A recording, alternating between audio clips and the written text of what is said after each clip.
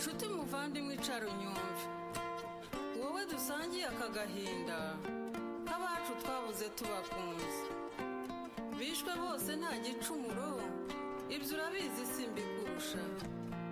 Ngaya amahiri ngiyi imihoro, tubura amahoro tubura gihoza, umuntu akibaza ibyabaye nta gisubizo azabibonera.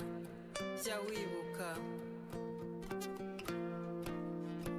Ibuka, ibuka, ntukibagirwe na gato ya minsi y'amarira, amajoro y'amaganya, ya mivu y'amaraso, ubwo abacu bashiraga. Ibuka.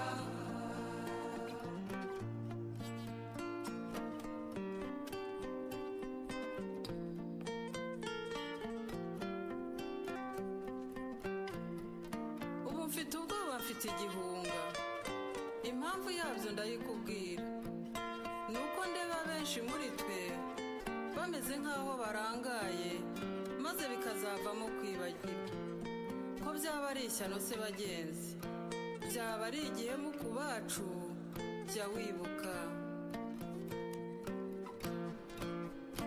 Ibuka, ibuka, ntukibagirwe na gato ya minsi y'amarira, amajoro y'amaganya, ya mivu y'amaraso, ubwo abacu bashiraga.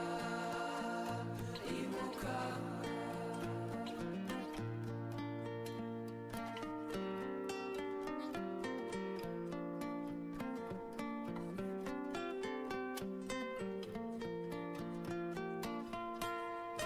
Kwiyibagiza ni ubupfu, ntabwo ari ubupfura gakondo. Ibyacu ni ibindi bishyashya, ntabwo namenya aho bituruka. Turibeshya tukihenda, maze tugahunga ukuri tukuzi.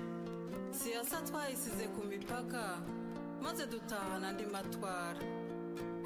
Ibyo duhugiyemo ni bibi cyane. Jya wibuka.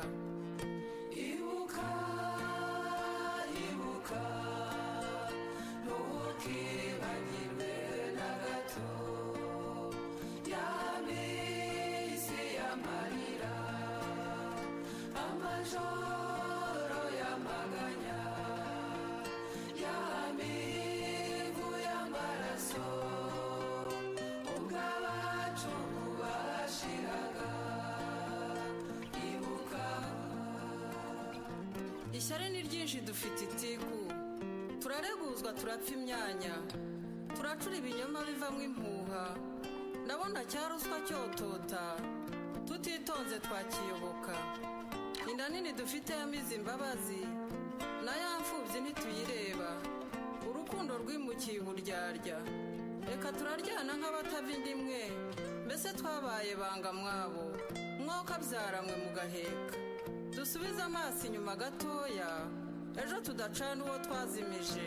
Tujye twibuka. Ibuka, ibuka, ntukibagirwe na gato ya minsi y'amarira, amajoro y'amaganya, ya mivu y'amaraso, ubwo abacu bashiraga. Ibuka.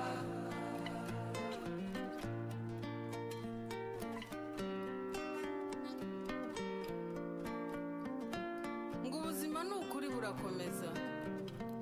Sinkubwiye ngo ujye mu buriri wiyorose uzahorote, iyo si yo nama nakugira. Ariko rero ibyo ukora byose, aho ujugurika umunsi nijoro ushaka ibintu n'amafaranga, jya ubikora wibuka abagiye.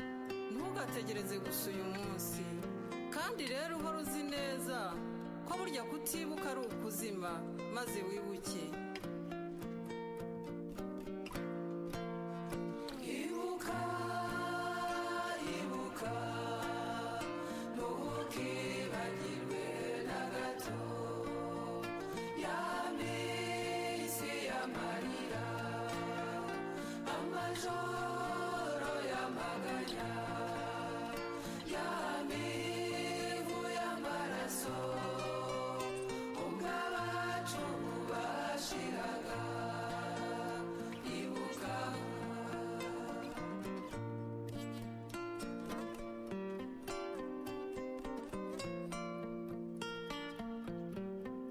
kwibuka si icyaha, ntabwo kwibuka ari inzika ihora itekereza guhora, ahubwo kwibuka byangombwa ku munyarwanda ugifite umutima ni ukuzirikana ubudatuza, ni uguharanira ubutabera, ni uguhiga umugoma aho ari ngo ayo marorerwa ahere burundu.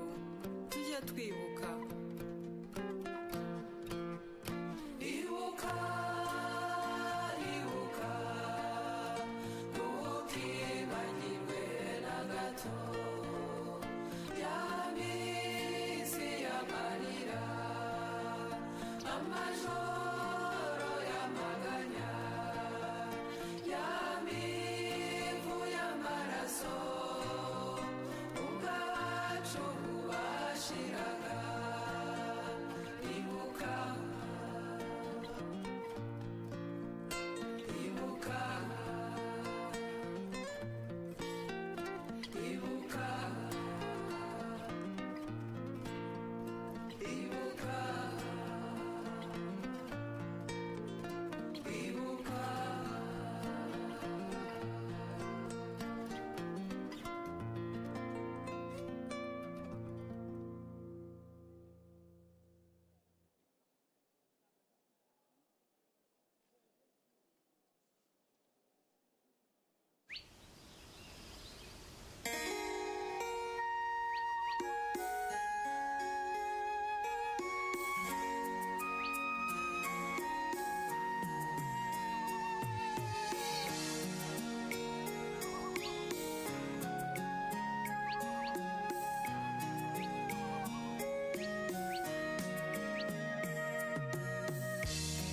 Nyabarongo warariye ntiwigera uhaga, kuva kera babisha kenshi bakugaburira.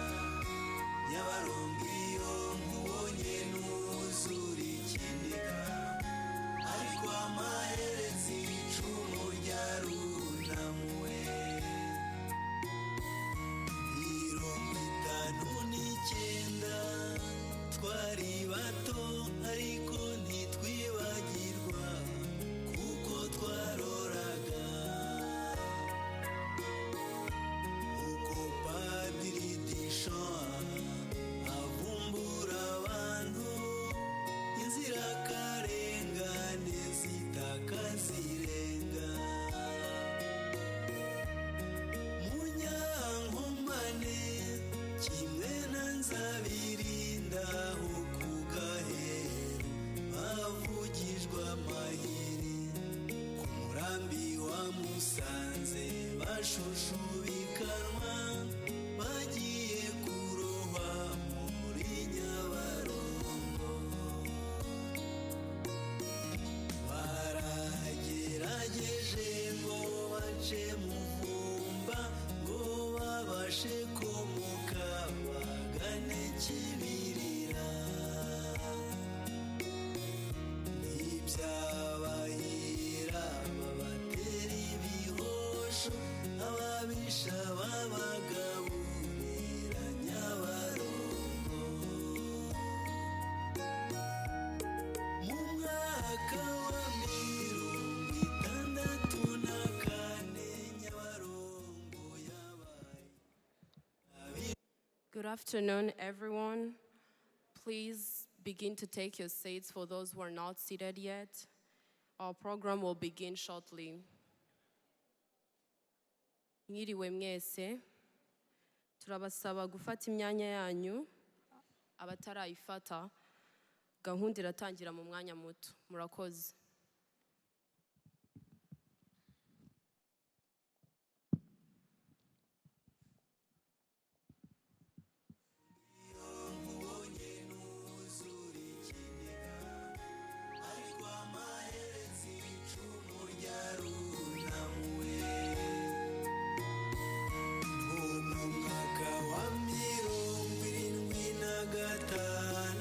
Kivumu na Mushubati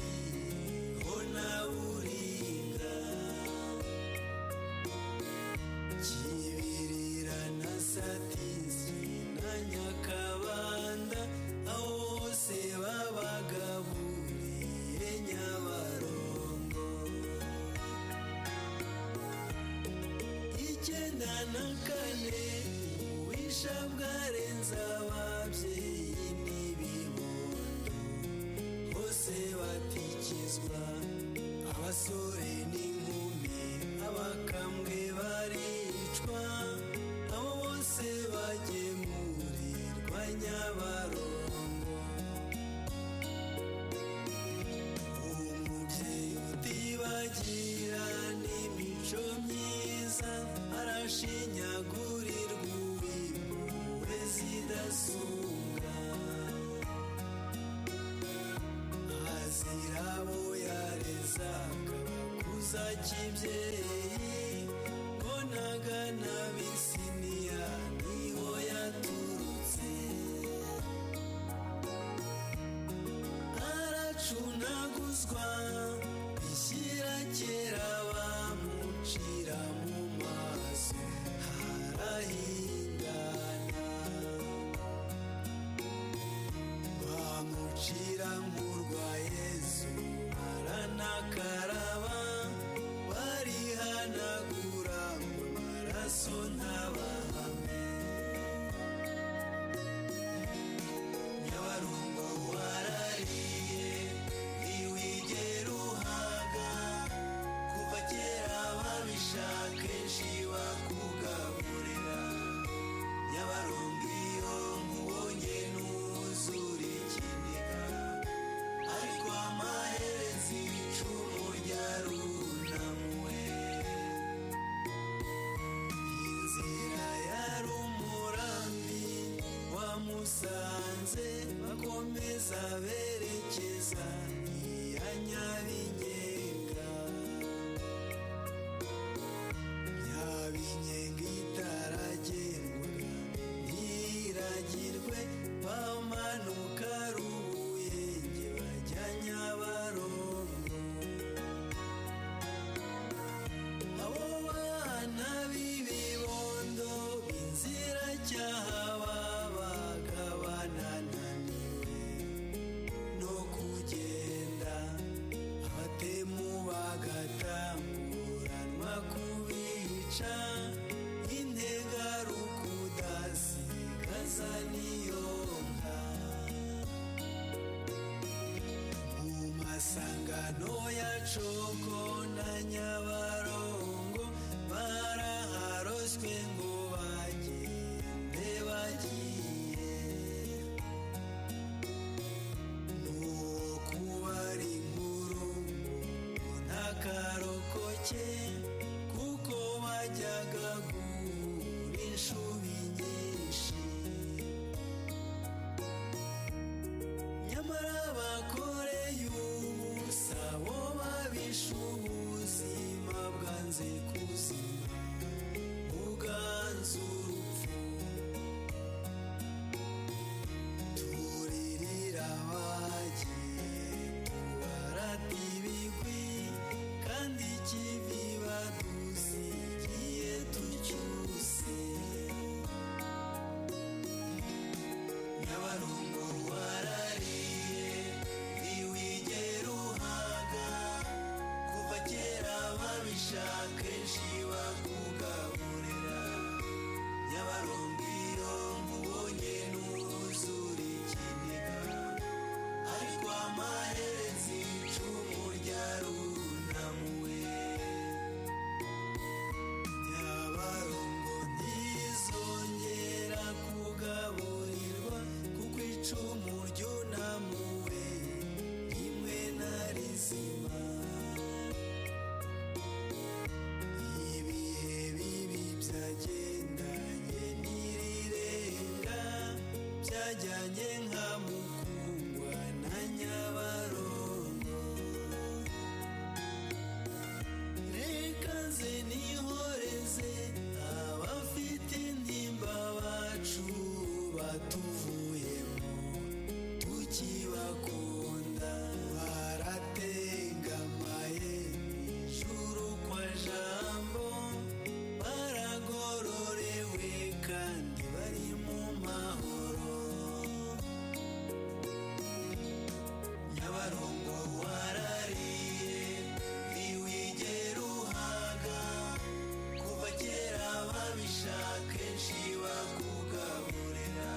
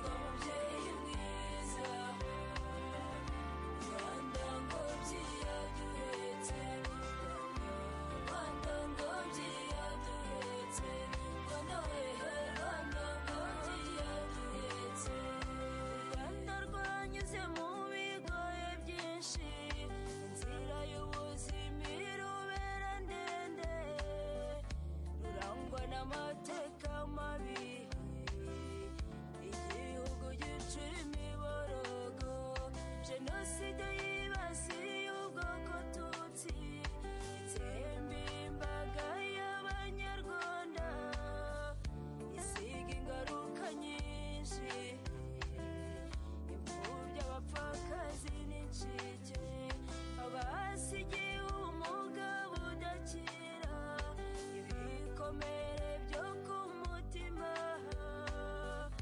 ibyo byose bagenzi ni inzira twanyuze twese ariko nzanywe no gutanga icyizere kuko ibyagezweho byiza ni byinshi haba mu buzima mu butabera no mu bukungu bw'igihugu cyacu hari icyizere mu gihugu cyacu hari icyizere mu rubyiruko cyo kongera kubaho kandi tukabaho neza ndabona umucyo utamirije u Rwanda ureke guheranwa n'agahinda berwa mubyeyi mwiza u Rwanda ngobyi yaduhetse Rwanda ngobyi yaduhetse Rwanda wehe Rwanda ngobyi yaduhetse hari icyizere cyo kubaho rwose abakuru barera abatoya twihangira imirimo dukorere ejo hazaza u Rwanda ni urwacu ruratureba kwiyubaka ni ingenzi mu buzima bwose turangamira ejo hazaza maze twusike ivi cy'abacu hari icyizere mu gihugu cyacu hari icyizere mu rubyiruko cyo kongera kubaho kandi tukabaho neza ndabona umucyo utamirije u Rwanda ureke guheranwa n'agahinda berwa mubyeyi mwiza Rwanda ngobyi yaduhetse Rwanda ngobyi yaduhetse Rwanda wehe Rwanda ngobyi yaduhetse abapfakazi barera imfubyi imfubyi nazo zivomera incike dusindagizanye twese muhore dufatane mu nda turwanye ikibi kidusubiza inyuma utishobora ntibikabe intego duhore twibuka abacu tudaheranwa n'agahinda hari icyizere mu gihugu cyacu hari icyizere mu rubyiruko cyo kongera kubaho kandi tukabaho neza ndabona umucyo utamirije u Rwanda ureke guheranwa n'agahinda berwa mubyeyi mwiza Rwanda ngobyi yaduhetse Rwanda ngobyi yaduhetse Rwanda wehe Rwanda ngobyi yaduhetse icyizere mfite kirahebuje kuko ngiterwa n'ibyiza byagezweho kandi bikomeje kwiyongera muhore nticyaraza amasinde gacaca yunga abanyarwanda ubuzima mitiwere do sante gahunda ya gira inka iraturanga muhore nticyaraza amasinde ndabona u Rwanda rusa neza rukeye ndetse aho rugana naho nuko berwa mubyeyi mwiza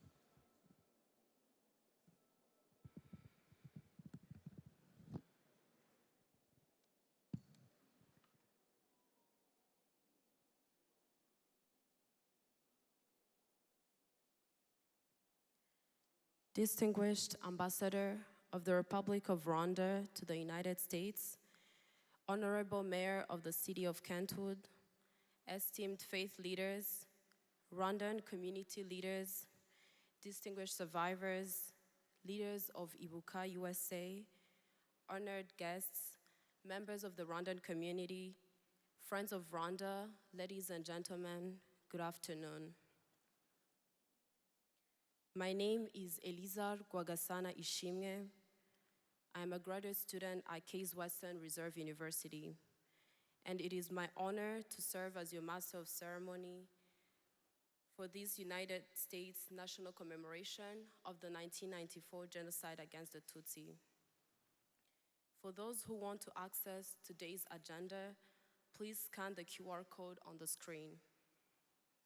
On behalf of the organizers, I would like to warmly welcome you all and thank you for being here today in remembrance and solidarity.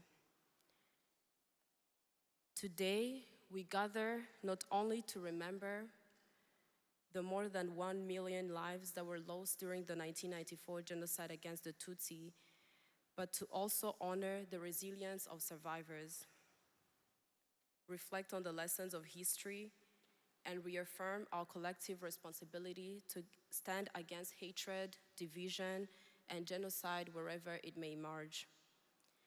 As we begin, we kindly ask you all to put your mobile phones on silent mode and maintain an atmosphere of dignity and reflection throughout the program. We also respectfully ask that there are no applause during the commemoration, as each moment is intended for remembrance and reflection. Thank you again for your presence and for standing with us in memory and humanity. Nyakubahwa Ambassadeur w'u Rwanda muri Leta Zunze Ubumwe za Amerika, Nyakubahwa Meya w'umujyi wa Kentwood, abayobozi b'amadini, abayobozi ba RCAs, abarokotse Genocide yakorewe Abatutsi, abayobozi ba Ibuka, Abanyarwanda n'inshuti z'u Rwanda, mwese mwiriwe neza. Nitwa Rwagasana Ishimwe Eliza, ndi umunyeshuri muri Case Western Reserve University, nkaba ndi buyobore gahunda y'uyu munsi nk'umusangiza w'amagambo muri iki gikorwa cyo kwibuka ku nshuro ya 32 Genocide yakorewe Abatutsi. Abifuza kureba uko gahunda ziri bukurikirane, mwafotora QR code iri kuri screen. Mu izina ry'abateguye iki gikorwa, mbahaye ikaze kandi mbashimira kuba mwaje kwifatanya natwe. Mbere yo gutangira gahunda, turabasaba gushyira telefone muri silence no gukomeza ituze n'icyubahiro bikwiye uyu munsi wo kwibuka. Turabasaba kandi ko hataza kubaho gukoma amashyi muri gahunda yose, kuko buri gice cyateganyijwe mu rwego rwo kwibuka no kuzirikana abacu. Murakoze.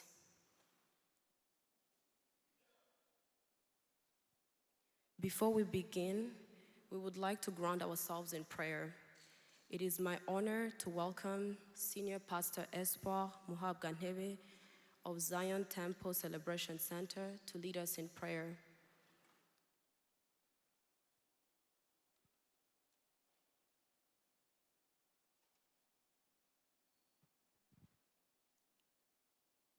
Kandi twubahe Imana dusenge.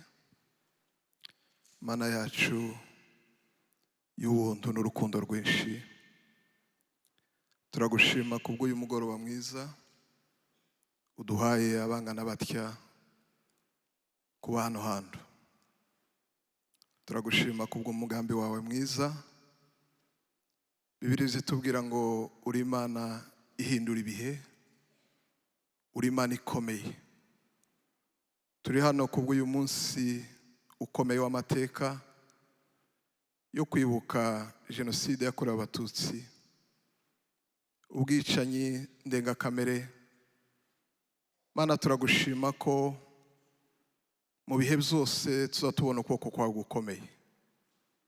Turagushima ko uri Imana itegura abamose baza gukura abantu mu kaga.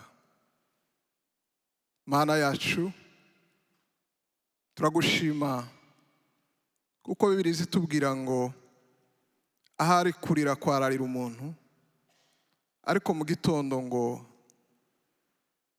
izuba rikarasa. Turagushima kuzo wakoze mu gihugu cy'u Rwanda. Uyu munsi turibuka, ariko kandi Kristo tukwereka n'ibihugu byinshi bihabiberamo ibisanare y'amateka, kugira ngo Uwiteka Imana yo mu ijuru icyo wakoze uyu munsi uraduha ibyiringiro, kuko ntari ahandi hose uzakomeza kubikora. Ubane natwe rero muri gahunda zose ziri bubere hano hantu, mu izina rya Yesu Umwami, amen.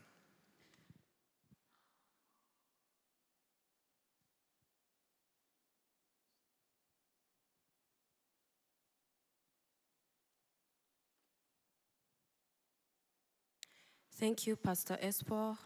We will now hear welcome remarks from the President of Ibuka USA, Mr. Marcel Chaka.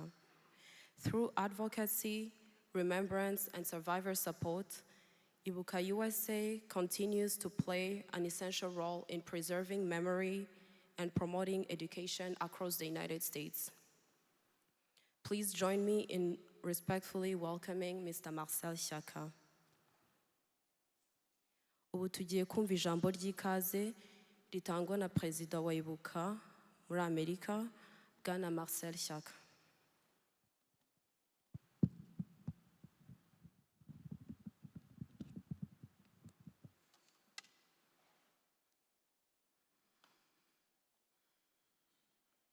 Akoze cyane, Eliza.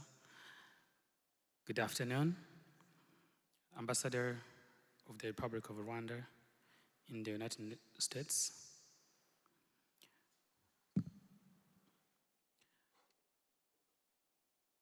Currently representing the Governor of Michigan, Peter Kalogros, representing the Senator Eliza, Mayor Stephen, the Mayor of Kentwood, and our host, Mayor David LeGrand for Grand Rapids, Senior Pastor Meg, our gracious host, and members of this congregation,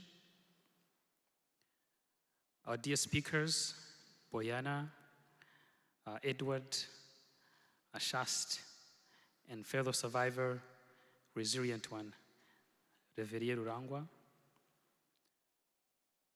Mr. Caleb, my colleague who we worked together to organize this event, different leaders in the audience, members of Ibuka leadership, USRCA, and Rwanda community, fellow survivors, and dear friends of Rwanda. Good afternoon. My name is Marcel Chaka. I'm the president of Ibuka USA. Ibuka USA is a community of genocide survivors in the USA. We get together, commemorate the genocide, remember our fellow victims, and support each other. And this today means a lot for us. For survivors, remembrance is never easy for us. And when people like you choose to stand with us, it makes us feel supported. For some of you, maybe this may be your first commemoration that you just attended. So before we continue the program of today, I want to briefly help frame up the why we gathered today and prepare you for what is coming next, where you may see, hear, experience this afternoon. 32 years ago, in 1994, Rwanda experienced one of the darkest chapters in the humanity history. In just 100 days, more than 1 million Tutsi were systematically murdered. Children, parents, entire families were wiped out. The genocide against the Tutsi was not an accident. It was planned, organized, systematically and intentional to exterminate Tutsi. And it was fueled by hatred, division, humanization, and teaching Rwandans to divide ourselves. And the entire world were watching, because this was not a surprise. So this is why we gather here this year for Kwibuka. Kwibuka means remember, Kinyarwanda. Yes, remember means looking back, but it also means honoring lives that were stolen. It is standing with the survivors. It is protecting the truth. It is fighting denial. And it reminds us that it reminds the world that this can happen elsewhere, but also that we have to react, and it is our responsibility. As a survivor myself, I can tell you that days like this are very heavy. As the president of Ibuka, I'm also a survivor. I was 5 years old during the genocide, and I lost my father, my 2 brothers, and 1 sister, and 27 members of my family. Like many survivors, the names, faces, and memories we carry every day. We don't wait for the Kwibuka. We carry them where we are. And this is why Kwibuka is emotional for many of us here. To bring memory, to bring us back. We remember voices. We remember our families. And we remember people we loved who should still be here today. Some survivors we see carry trauma, fear, grief, and pain that words cannot explain. Some of us, people say that we're very quiet because we have no words to explain what we saw and what we experienced. So today, you may see tears, you may feel heaviness, some moments may be emotional, but it is okay. It's definitely okay, because for survivors, it is not simply history. Those are memory we live every day. So this weekend has been deeply meaningful for us, for our community. Yesterday, survivors, our families, and young people gathered for Survivors Reunion here in the same very church, which we're so grateful for you and the congregation to welcome us. We created a safe space for us for honest conversation about trauma, healing, resilience, and identity, and hope across many generations.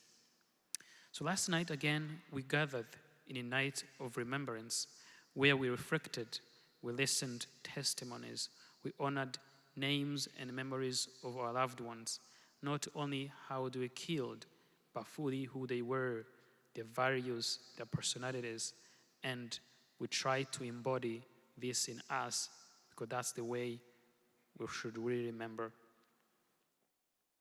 And today we continue the journey again. As we move through the program of this afternoon, you'll experience moments of remembrance, testimony, reflection, some music, of course, and historical context of what happened, and the conversation about memory, justice, healing, and resilience, but also prevention. You will hear survivors' testimony. You will hear reflection from scholars, leaders, and advocates.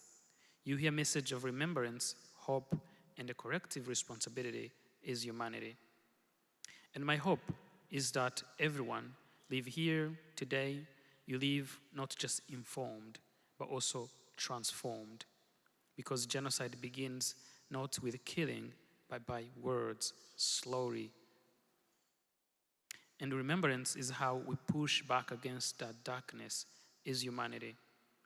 I also want to take a moment to thank the leaders of Michigan community, Rwandans who live right here, leaders of this great state, and we want to thank the city of Kentwood for officially welcoming us. I also want to thank the mayor of Grand Rapids, the governor of Michigan, for issuing official proclamation in remembrance of the genocide against the Tutsi. For many people, proclamation may feel like ceremonial, but for survivors, we carry this deeply and we appreciate it. This, to us, is said, we see you, we acknowledge your pain, we honor the lives that we lost, we stand with the truth, and we not forget. That's what it means for us, survivors. So once the world abandoned us, by seeing that you recognize what happened, we feel that we are supported. I also want to thank everybody who attended today, who came to support us. This gesture for survivors means solidarity. But before and during the genocide, some churches were places of killing. But a church like this reminds us that we still have people who have humanity, who understand how Christianity should be really about love, about welcoming and serving each other. So Ibuka USA will organize a lot of events like this during Commemoration. This year alone, we facilitated 33 commemoration events in the 22 states in this nation. In a partnership with Rwandans in multiple states, we get together as one and remember together. So to the young people who are in the audience, today I want to tell you that this belongs to you. One day, survivors like us will no longer be able to tell this story, but you will be able to carry the memory forward decades to come. You'll be the voice to protect the truth, to carry the memory. And please listen carefully, read the history, and stand against genocide denial.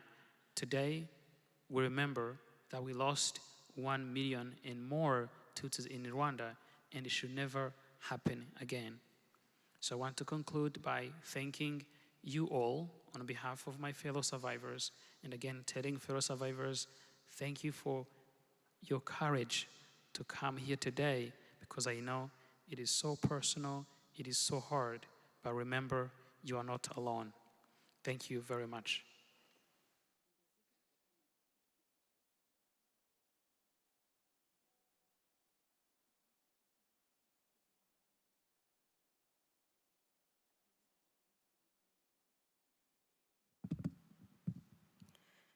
Arakoze Bwana Marcel Shyaka.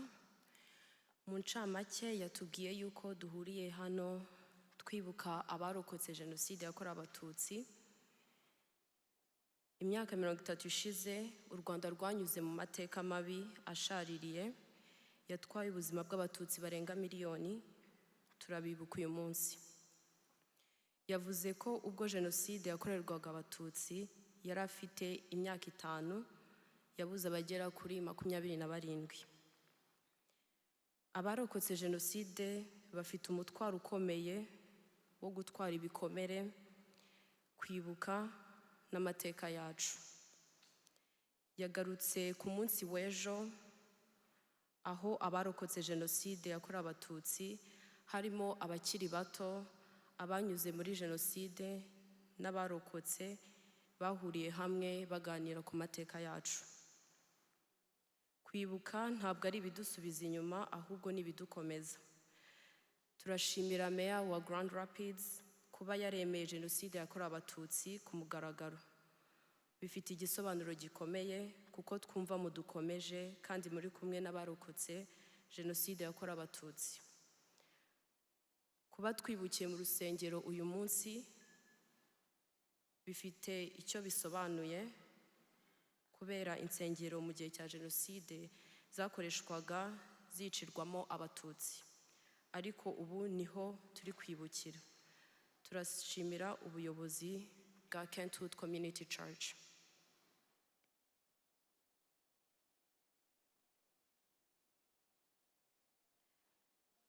We now enter a sacred moment of remembrance through light of hope and a moment of silence. Candles symbolize memory, dignity, resilience, and hope. Even in moments of profound darkness, light endures. As these candles are lit, we remember the innocent lives that were taken during the 1994 genocide against the Tutsi. We remember the families that were destroyed, the communities that were devastated, and the survivors who continue to carry memories with extraordinary courage. And we reaffirm our responsibility to preserve truth, fight denial, and ensure that such atrocities never happen again. At this time, I invite the Ambassador of Rwanda to the United States, Ambassador Mathilde Mukantabana, Mayor of Kentwood, Mr. Stephen Kepley, Mayor of Grand Rapids, Mr. David Legrand, President of Ibuka USA, Mr. Marcel Shaka, and President of USRCA Michigan, Mr. Caleb Wagawa, who will initiate the Light of Hope.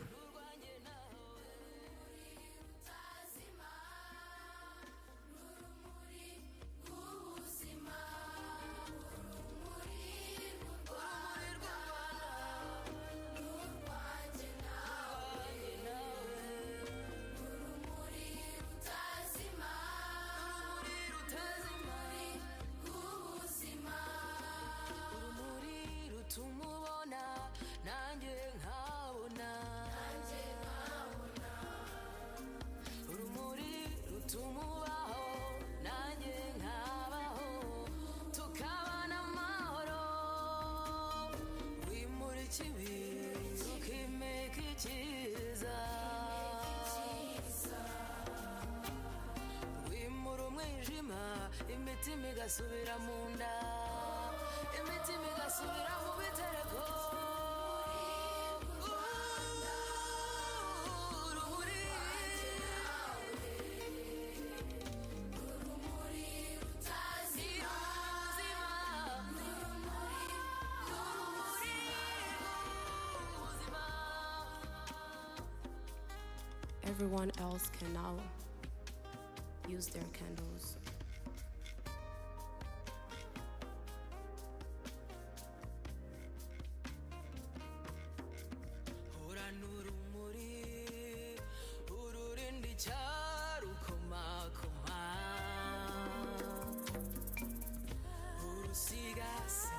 Thank you so much.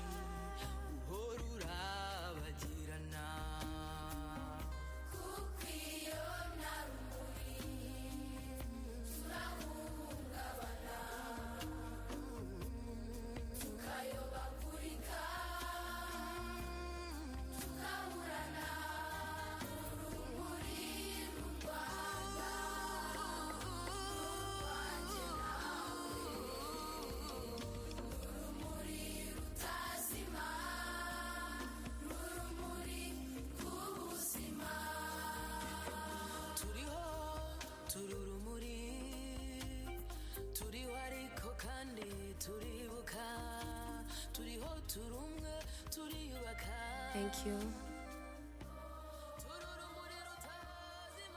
We will now observe a moment of silence, and we kindly ask all guests, if you're able, please stand up.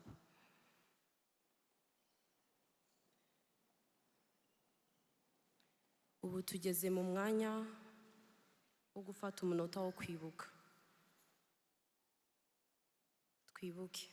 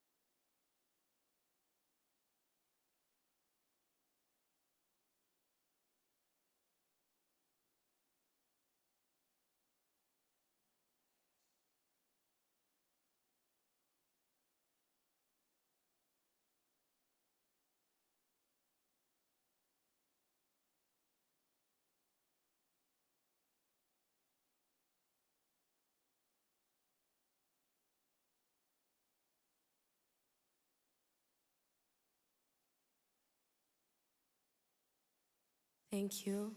You may now take your seats.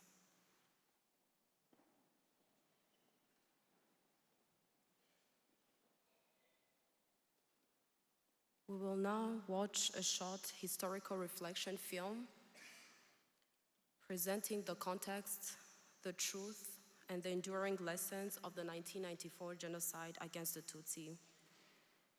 As we watch, let us reflect not only on what happened, but also on the responsibility we share to confront hatred, indifference, and denial wherever they exist. Please turn your attention to the screen. For much of the world, Rwanda first existed in 1994. And yet, our story starts long before this. Before colonialism, Rwandans had a rich culture, one language, and the people were united around their own organic form of governance. This all changed when colonial powers chose to control Rwandans by ethnicity, creating division and conflict where none had existed previously. This division grew into hatred and violence, culminating in the genocide against the Tutsi, where over 1 million people were murdered in 100 days. tukabona interahamwe zirirukanka bambaye amashara zamu zifite ubuhiri zifite imipanga aho mu isoko zibyina nta ukanda burende bahiga abatutsi mbese mu buryo bukomeye. Muri Jenoside 94 banyiciye imiryango yanjye mu bana 9 nabyaye hasigayemo utwana 2. Abana ba Mariya 2 n'umugabo wa Mariya abo bose badusanze kuri barriere twe turagera kubica. This genocide was long planned by the government of the time, who used education and the media to divide Rwandans, creating the conditions for the genocide to happen. The preparation of the genocide and of the 100 days of killings happened in full view of the world, who stood by, watched, and did nothing. No one came to Rwanda's rescue. The killings were only stopped when the Rwanda Patriotic Front overthrew the genocidal government. From that moment, Rwandans began the long, hard road to recovery, healing, and reconciliation. Mu mwaka wa 2004 nibwo nafashe icyemezo cyo gusaba imbabazi Mariya. Mfati umwanzuro numvaga mvuga nti se wenda yaba ntari namusanzeyo kuko numvaga mfite ubwoba. Nkongera nkavuga nti se ubundi amaherezo yazaba yahe. Ngize amahirwe rero ubwo nuvuga ngo Mariya asanze ariyo. Nibwo nti uko biri kose urabizi ngiye ndi mu bantu nyine bakwiciye ariko noneho ndagira ngo umpe imbabazi. Byagiye bigenda gahoro uko dusabana, uko duhura, uko tuvugana, uko twigishwa hace mu nyigisho nyinshi cyane. Ntabwo byari byoroshye. To heal the wounds of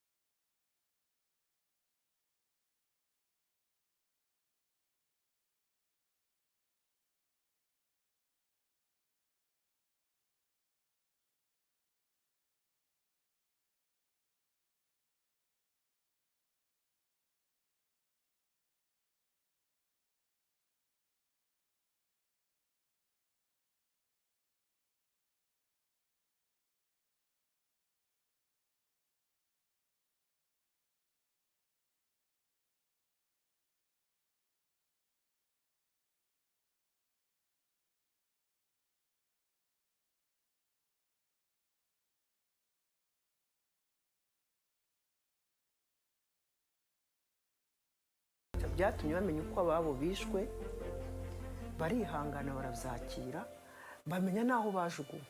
We ask that the genocide survivors make huge sacrifices by putting aside their desire for retribution in favor of forgiveness and reconciliation. And we ask all Rwandans to leave the ethnic divisions in the past and embrace a future of Rwanda, where we are all Rwandan. Rwanda is still a work in progress. It is up to the next generations to learn the true story of our past, to protect against genocide, denial, and hate, and keep the memory and the lessons of our history alive. En fait, le négationnisme est en pleine expansion sur Internet, sur les réseaux sociaux, puis sur Twitter, Instagram, Facebook, TikTok.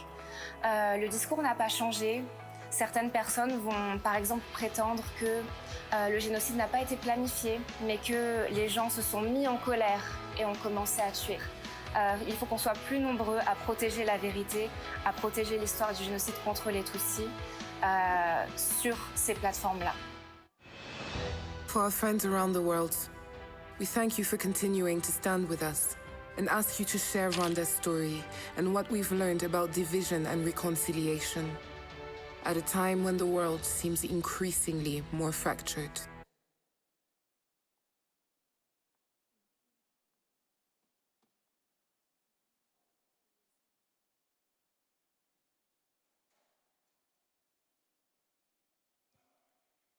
Thank you for reflecting with us. We now enter one of the most important moments of today's commemoration, survivor testimony. Testimony is memory, courage, and carries truth across generations. Through survivors, history continues to speak. Through listening, we honor that truth and protect it from silence and denial. It is my honor to welcome Mr. Rwanda-American, who is a survivor of the 1994 genocide against the Tutsi and went through unimaginable pain and loss, yet chose to transform his history into a voice of truth, memory, and resilience. Ubu tugeze mu mwanya ukomeye wo gutega amatwi umuhamya w'uwarokotse Jenoside yakorewe Abatutsi, Bwana Rwanda-American. Umwanya ni uwanyu.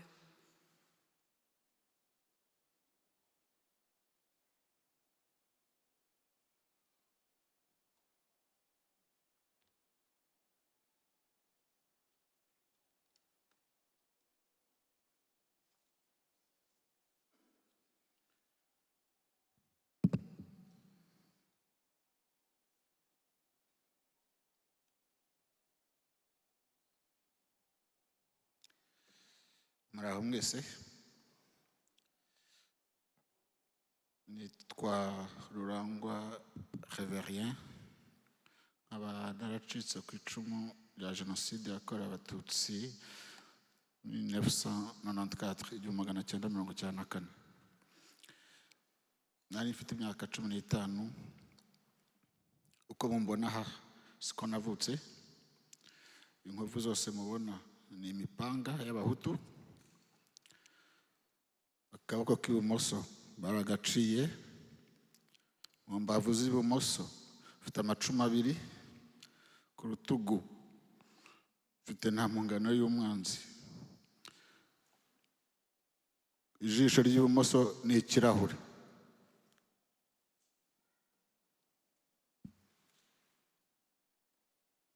Byose uko kubera uko navutse.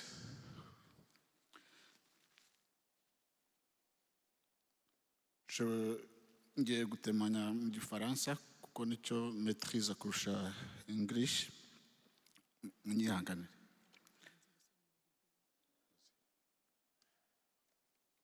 Good afternoon, ladies and gentlemen. My name is Nicole Karekezi, and I'll be summarizing, or at least attempting to summarize his testimony in English. What he was saying was that his name is Rwanda-American, and he'll be our survivor who's giving his testimony this afternoon. He was describing the horrific tragedies he went through in the 1994 genocide against the Tutsi. He was showing that his left eye had been taken out as well as dismembered in different parts of his body.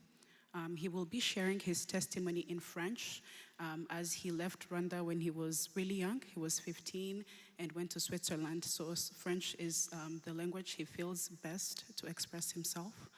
So please bear with us. I'll let him give sort of paragraphs of his testimony, and then I'll go ahead and give you what that summary is. Thank you so much, and I'll allow him his time. Please go ahead.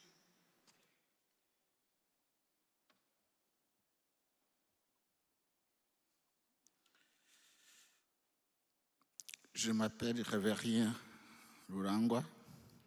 j'habite en Suisse. Je suis un père d'un petit garçon de 3 ans qui est né au mois d'avril en 2023. 32 ans après. Pour certains d'entre vous, c'est toute une vie. Pour moi, c'est le nombre d'années que j'ai passé à être 2 personnes à la fois. Celui que j'étais avant et ce que le génocide a fait de moi. Je suis rescapé du génocide des Tutsi au Rwanda en 1994. J'avais 15 ans. Je témoigne depuis des années dans les écoles, des universités, des parlements, des cérémonies de commémoration comme aujourd'hui. J'ai écrit un livre qui s'appelle « Génocide ». Ce mot, je l'ai choisi moi-même parce que génocide, c'est ce que je suis. Un génocide n'efface pas seulement ceux qui l'ont tué. Il manque pour toujours ceux qui survivent.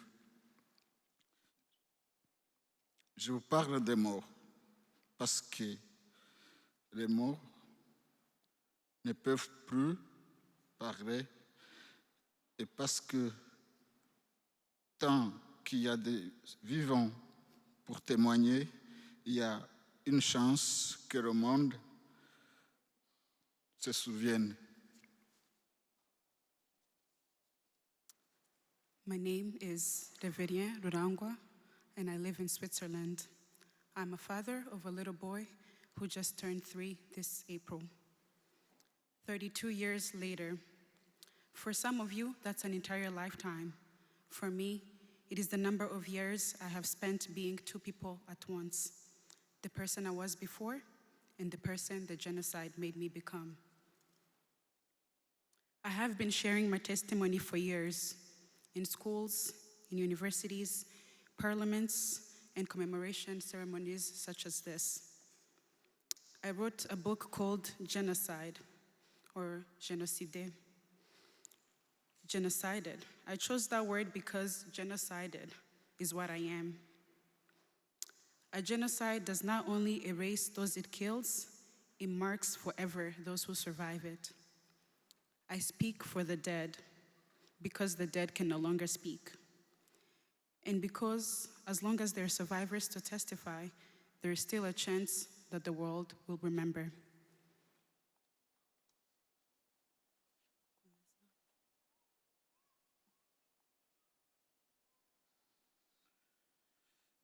Je suis né le 3 juin 1978 à Mugina, un village situé à une vingtaine de kilomètres au sud de Kigali, au cœur du Rwanda.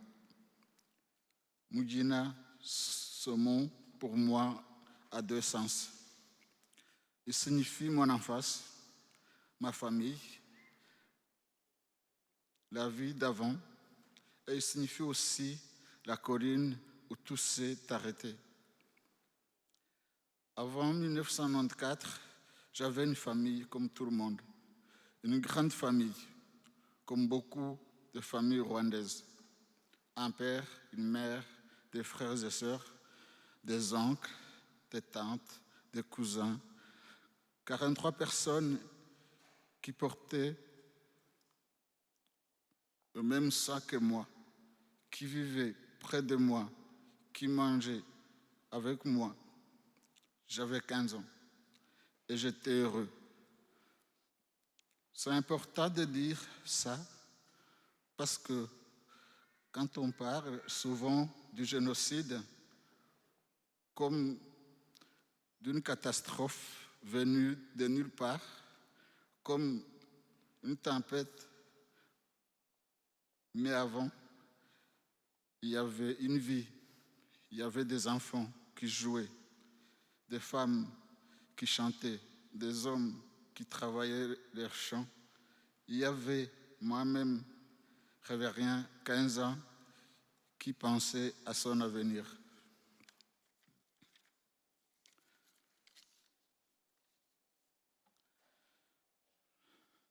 Je savais que nous étions Tutsi.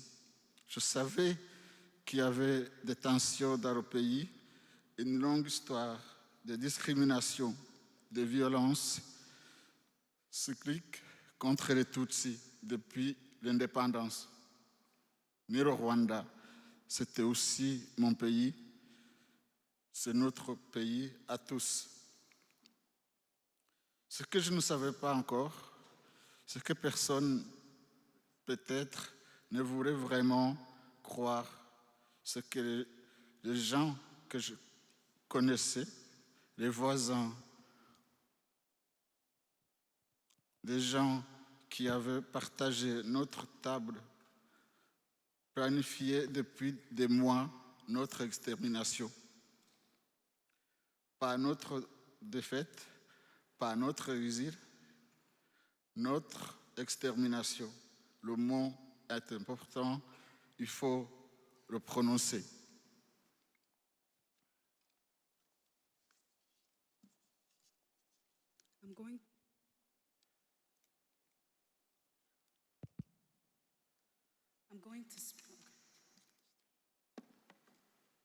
I'm going to speak to you about my life before the genocide against the Tutsi in 1994. I was born on June 3rd, 1978 in Mugina, a village located 20 kilometers south of Kigali in the heart of Rwanda. Mugina, for me, it has two meanings. It means my childhood, my family, my life before. And it also means the hill where everything ended. Before 1994, I had a large family, like everyone, like many Rwandans. A father, a mother, brothers, sisters, uncles, aunts, cousins. 43 people who shared my blood, who lived near me, and who ate with me. I was 15 and I was happy. That is important to say because people often speak of the genocide as if it was a catastrophe that came out of nowhere, like a storm. But before there was life, there were children playing, women singing, and men working in the fields. There was me, Révérien, 15 years old, thinking about my future. I knew we were Tutsi. I knew there were tensions in the country, a long history of discrimination and recurring violence against the Tutsi since independence. But Rwanda was also my country. It was our country. It was all ours. What I didn't know yet, what perhaps no one truly wanted to believe, was that people I knew, neighbors, people who had shared our table, had been planning our extermination for months. Not our defeat, not our exile, our extermination. The word extermination matters, and it must be spoken. Now I'm going to take you through the journey of, he's going to take you rather, through the journey throughout the genocide.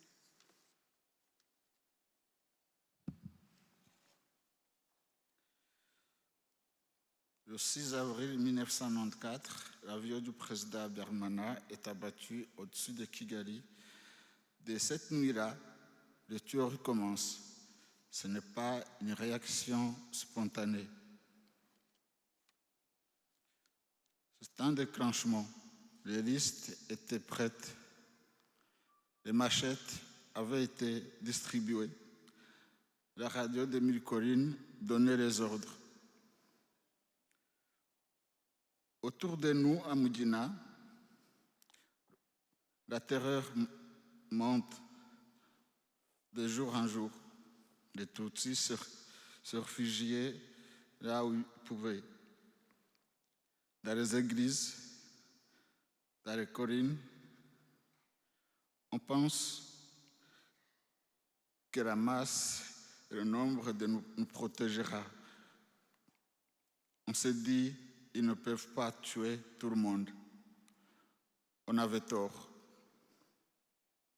Le 20 avril 1994, vers 16 heures, sur la colline de Mugina, des miliciens, des complices arrivent, ils sont nombreux.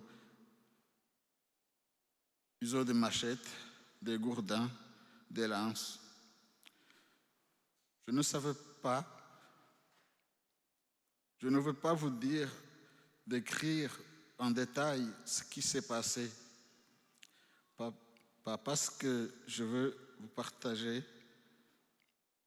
mais parce que certaines choses ne peuvent pas vraiment être dites. Elles peuvent seulement être portées. Ce que je ne peux vous dire, ceci. Ce jour-là, 43 personnes, membres de ma famille, ont été massacrées sous mes yeux. Mon père, ma mère, mes frères et sœurs, mes oncles, mes tantes, les enfants, des bébés. Et moi, j'ai été frappé à la machette plusieurs fois. On m'a laissé pour mort parmi les miens. J'avais 15 ans.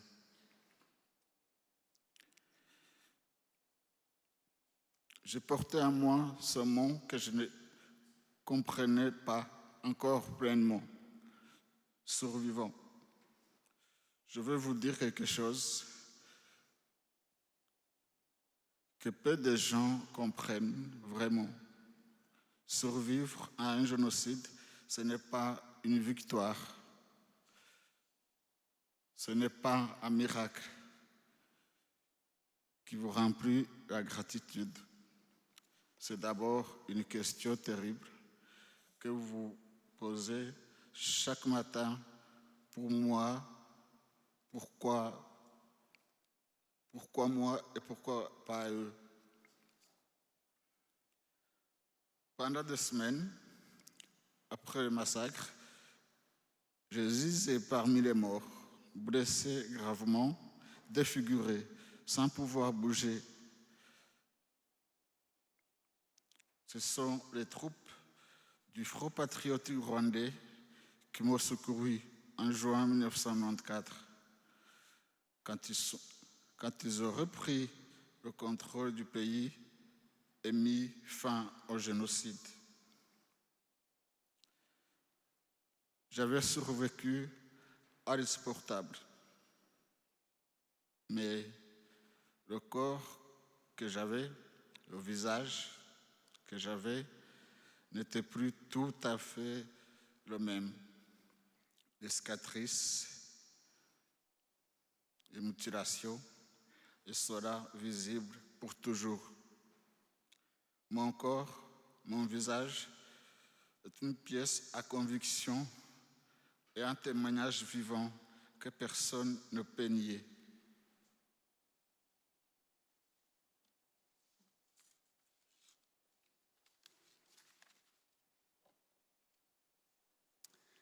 On April 6, 1994, President Habyarimana's plane was shot down over Kigali. That very night, the killings began. It was not a spontaneous reaction, it was a trigger. The lists had been made and they were ready. The machetes had been distributed, and Khadio Milkolin was giving orders on how to exterminate us. Around us in Mugina, terror grew day by day. Tutsis sought refuge wherever they could, in churches, on hills. We thought that the crowd, the numbers would protect us. We told ourselves, they can't possibly kill everyone. We were wrong. On April 20th, 1994, around 4 in the afternoon, on the hill of Mugina, the militias and their accomplices arrived. There were many, many of them. They carried machetes, clubs, spears. I will not describe in detail what happened, not because I want to spare you, but because some things cannot truly be spoken. They can only be carried. What I can tell you is this. That day, 43 members of my family were massacred before my eyes, 43. My father, my mother, my brothers, my sisters, my uncles, my aunts, children, babies. And as you can see, I was struck with machetes several times. I was left for dead among bodies of my own family. I was 15 years old. I carried within me a word I did not fully yet understand, a survivor. I will tell you something few people truly understand. Surviving a genocide is not a victory. It is not a miracle that fills you with gratitude. It is a terrible question you ask yourself every morning. Why me? Why not them? For weeks after the massacre, I lay among the dead, gravely wounded, disfigured, unable to move. It was the troops of the Rwandan Patriotic Front who rescued me in June 1994, when they regained control of the country and put the end to the genocide. I had survived the unbearable, but the body I had, the face I had, were no longer quite the same. The scars, as you can see today, 32 years later, the mutilations, they're still here. They're visible forever. My body has become evidence, a living testimony that no one can deny.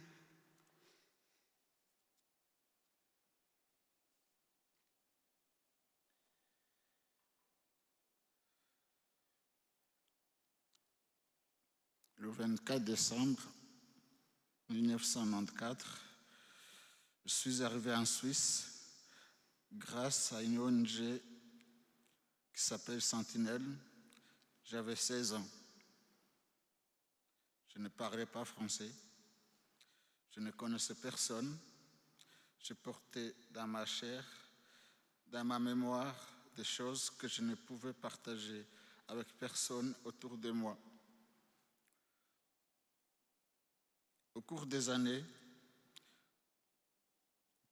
suivantes, j'ai subi 17 opérations chirurgicales. J'ai passé près de 2 ans à l'hôpital, des médecins, des infirmières, des familles suisses m'ont entouré avec une humanité que je n'oublierai jamais.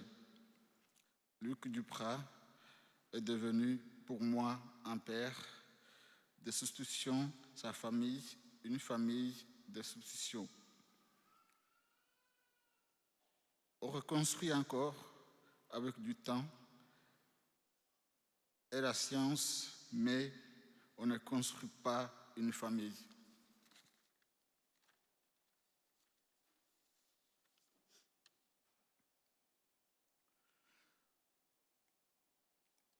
On ne reconstruit pas 43 personnes. Pendant des années, j'ai cherché comment vivre avec ça, comment sortir du lit chaque matin, comment regarder les autres vivre sans que la douleur devienne une rage. J'ai appris le français, j'ai appris à témoigner, j'ai écrit un livre, Génocide, avec une main et un œil, en 2006. Écrire ce livre a été l'une des choses les plus difficiles et les plus nécessaires de ma vie, parce que mettre les mots sur l'horreur, c'est arracher l'erreur de soi un peu, c'est aussi la rendre transmissible, la rendre réelle pour ceux qui ne l'ont pas vécu. Je vais vous parler d'une chose que les gens demandent souvent, le pardon. Au Rwanda, après le génocide, des programmes ont été mis en place pour encourager la réconciliation.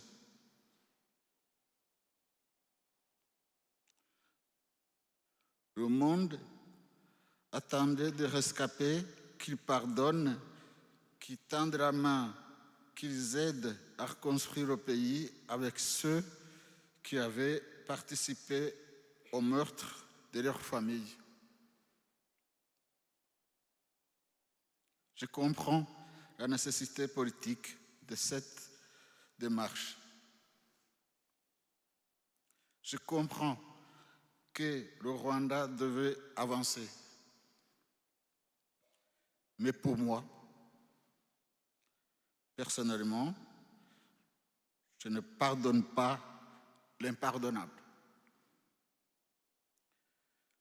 Je ne pardonne pas, je ne pardonnerai jamais. Ce n'est pas de la haine, c'est de la lucidité car l'impardonnable ne se pardonne pas. Pardonner à un génocide, c'est accepter. Qui n'a pas demandé pardonner? Comment pardonner celui qui ne l'a jamais demandé? Qui nie, même 32 ans après. Encore, qui dorment tranquillement pendant que les rescapés portent leur traumatisme seuls, ce serait mentir. Ce serait trahir les nôtres. Je ne suis pas là pour représenter une vision officielle du vivre ensemble. Je suis là pour dire la vérité telle que je la vis. Et la vérité, c'est que la justice n'a pas été pleinement rendue. Des meilleurs criminels, des milliers de criminels ont bénéficié du processus, les fameux gachacha. Ils ont été libérés, vivent parfois à quelques kilomètres, quelques mètres même de leurs victimes.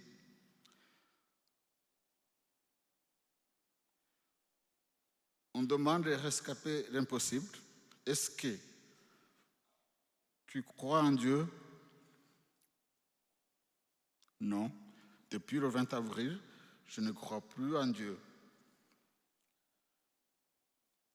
Je lui ai posé la question comme saint Thomas, d'aucuns l'avaient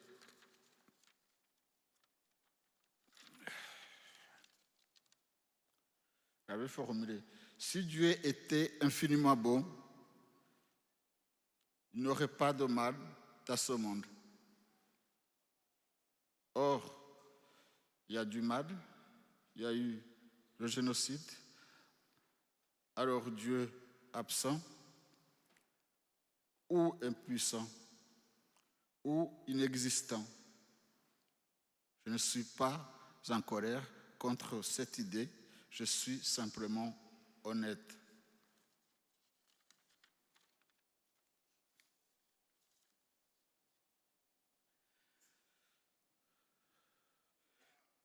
Mais voici en quoi je crois. Je crois à la mémoire. Je crois en témoignage. Je crois que chaque être humain a une responsabilité morale de ne pas détourner les yeux de l'erreur commise en son nom ou dans son silence. J'ai parfois été attaqué physiquement en Belgique, en Suisse, par des compatriotes qui voulaient me faire taire.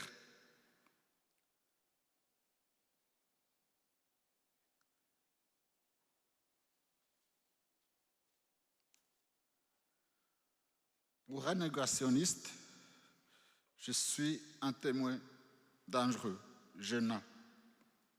Les rescapés, on est des témoins gênants. On dérange tout le monde. On dérange les Hutus. On dérange la communauté internationale qui n'a rien fait.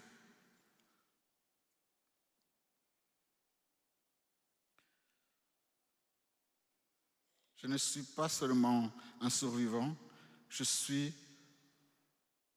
une preuve vivante que le génocide a bien eu lieu, que ce n'était pas une guerre civile, comme on le prétend souvent, que ce n'était pas une réaction spontanée, que c'était une extermination planifiée. Mon corps dit ce que les archives écrivent. Et puis, la vie a continué, malgré tout. Au-delà de tout, ce que j'aurais cru possible. En 2019, je me suis marié au Rwanda avec Jeanne, elle-même rescapée parmi les rescapés. deux êtres qui savent ce qu'est l'insupportable et qui ont choisi de vivre quand même. Notre fils s'appelle Ethan Muzigura. C'est le nom de mon père qui ne connaîtra jamais. Mais son nom, il le portera. Avec son nom, il portera la mémoire. Quand je joue avec mon fils, je vis pas simplement, je survis, je vis la preuve.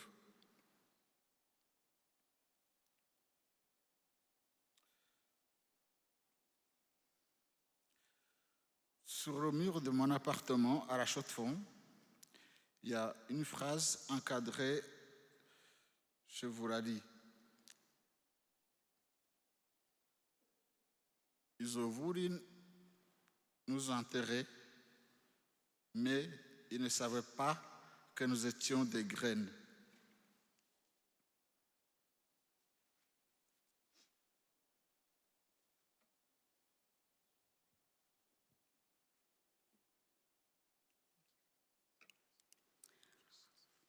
On December 24th, 1994, I arrived in Switzerland thanks to the NGO Centenaire. I was 16 years old. I did not speak French. I knew no one. I carried my flesh and in my memory things I could not share with anyone around me. Over the following years, I underwent 17 surgeries. I spent nearly 2 years in the hospital. Doctors, nurses, and Swiss families surrounded me with a humanity I will never forget. Luc Dupraz became a substitute father to me. His family became a substitute family. A body can be rebuilt with time and science, but a family cannot be rebuilt. You cannot rebuild 43 people. For years, I have searched for a way to live with this. How to get out of bed each morning, how to watch others live without telling the pain that became rage. I learned French, I learned how to testify. I wrote Genocide, a book that was published in 2006. Writing that book was one of the most difficult but most necessary things I've ever done. Because putting to words to horror is a way of tearing some of the horror out of myself. It's also a way of making it transmissible, making it real for those who did not live it. People often ask me about forgiveness. In Rwanda, after the genocide Ibuka was portrayed, programs were put in place to encourage reconciliation. The world expected survivors to forgive, to extend a hand, to help rebuild the country with those who had participated in murdering their families. I understand the political necessity of that. I understand that Rwanda had and needed to move forward. But personally, to answer that question, I do not forgive. I will not forgive. This is not hatred, it is lucidity. The unforgivable is not forgivable. To forgive a genocidaire who has not asked for forgiveness, who still denies, who still sleeps peacefully while survivors carry their trauma alone, that would be a lie I would be telling. It would be a betrayal of the dead. I have to preface this by saying I'm not here to represent an official vision of living together. I'm here to tell the truth as I live it. And the truth is that justice has not been fully served. Thousands of criminals benefited from the Gacaca process, were released, and sometimes live only a few kilometers from families of their victims. People also ask me, do you believe in God? The answer is no. Since April 20th, 1994, I no longer believe in God. I ask myself the question as St. Thomas Aquinas once framed it. If God were infinitely good, evil would not exist in the world. And yet evil exists. There was a genocide. So God is either present or rather absent, powerless or non-existent. I'm not angry about that idea. I'm simply honest. But here is what I do believe in. I believe in memory. I believe in testimony. I believe every human has a moral responsibility not to look away from horror committed in their name or in their silence. I've been physically attacked after the genocide against the Tutsi in Belgium, in Switzerland, by compatriots who wanted to silence me. To a genocide denier, I am a dangerous living testimony. I'm not only a survivor, I'm living proof that the genocide did happen, that it was not a civil war, that it was not a spontaneous reaction, that it was a planned extermination. My body says what archives write. Despite all that struggle, life continued, despite everything, beyond anything I thought possible. In 2019, I married Jeanne in Rwanda, herself a survivor. Survivors among survivors. Two human beings who know what the unbearable is and still who chose to live. We have a son by the name of Ethan Muzigura. Muzigura is the name of his grandfather, my father, who he will never know. But he will carry that name, and with that name, he will carry memory. When I play with my son, I live again. Not merely survive, I live. The genocide's plan was to exterminate us. They wanted to erase us, the Tutsis, but they failed because my son is alive, and he's proof of that. On the wall of my apartment in Switzerland, there is a framed quote that says, "They wanted to bury us, and they did not know that we were seeds."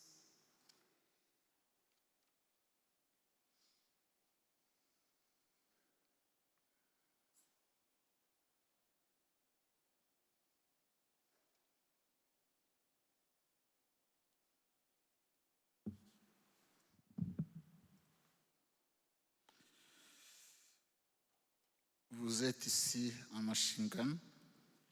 Vous êtes peut-être loin géographiquement du Rwanda. Vous vous demandez peut-être ce que cette histoire a à voir avec vous. Elle a tout à voir avec nous. Le génocide des Tutsis n'est pas seulement une tragédie rwandaise, c'est une tragédie humaine. Elle a eu lieu parce que le monde l'a laissé faire. En 1994, la communauté internationale savait, les Nations Unies savaient.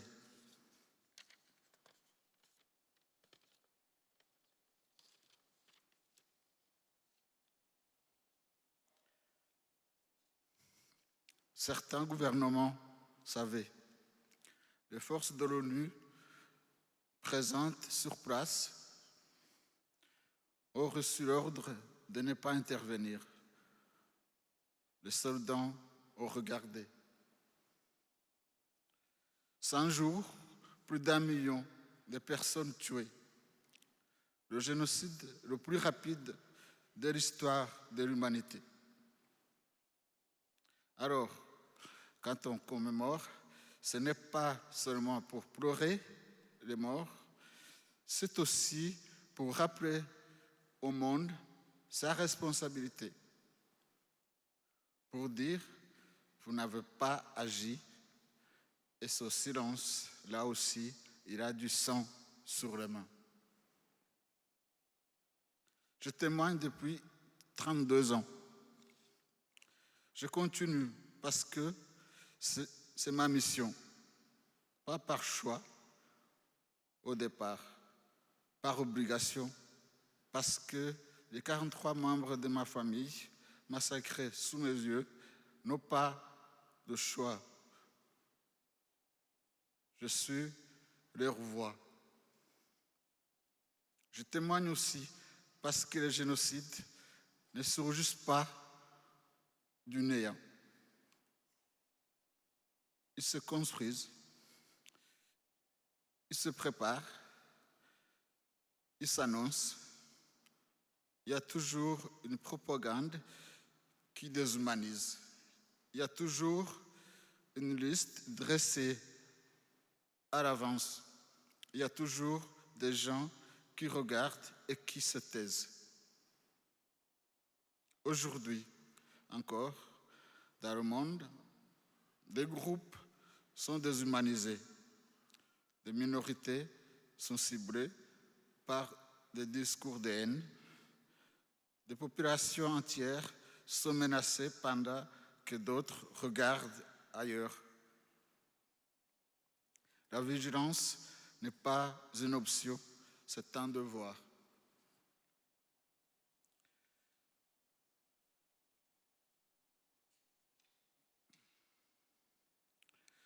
Je terminerai par ici. Je suis arrivé en Suisse à 16 ans, brisé, mutilé, seul.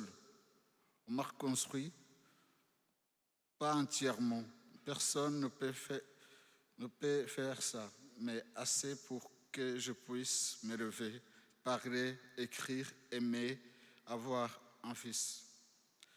Je suis mort vivant, qui a choisi de vivre. Je vous demande, à vous qui m'écoutez aujourd'hui, de faire quelque chose de simple, mais d'essentiel. Souvenez-vous, parlez autour de vous. Ne laisse pas la mémoire du génocide de Tutsi devenir une note de bas de page de l'histoire. Plus d'1 million de personnes ont été tuées en 100 jours parce que le monde n'a pas voulu voir. Voyez, rappelez-vous, transmettez pour que personne n'oublie et ne sombre dans l'indifférence et le je m'en foutisme. Je vous remercie.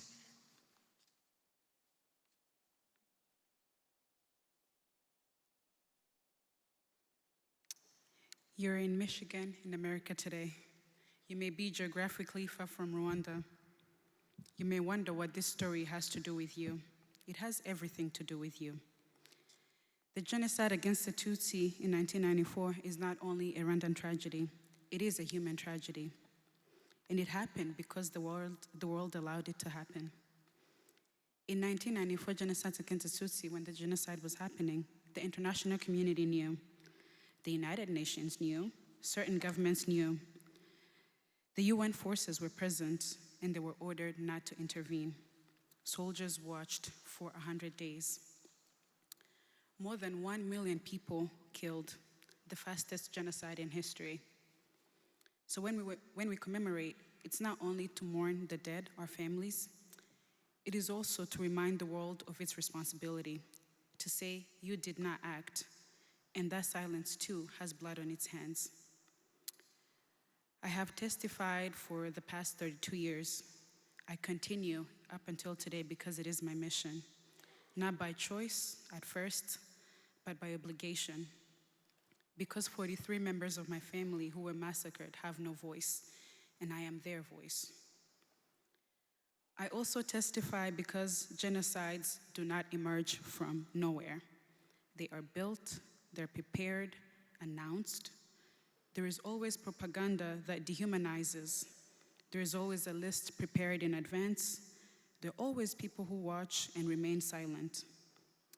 Even today, around the world, groups are still being dehumanized. Minorities are targeted by hate speech. Entire populations are threatened while others look away. Vigilance, it is not optional. It is a duty. And I will end with this. I arrived in Switzerland at 16, broken, mutilated, and alone. People have helped me rebuild over years. Not completely, no one can do that, but enough so that I could stand and speak and write and love and have a son. I'm a living dead man who chose to live. And I ask you, people who are listening today, to do something very simple but essential. Remember, Ibuka. Speak about this around you. Do not let the memory of the genocide against the Tutsi become another footnote in history. More than 1 million people were killed in 100 days because the world chose not to see. So please, see, remember, and pass it on so that no one forgets and no one sinks into indifference. Long live memory. Thank you so much for listening to us.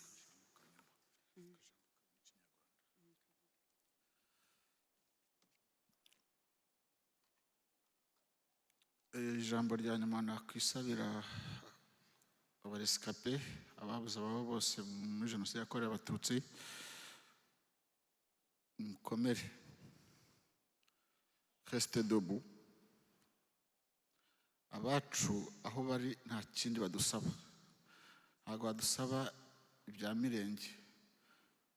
Icyo badusaba ni ukubasubiza agaciro, bagasubiza agaciro nyagaciro bambuwe n'abahutu.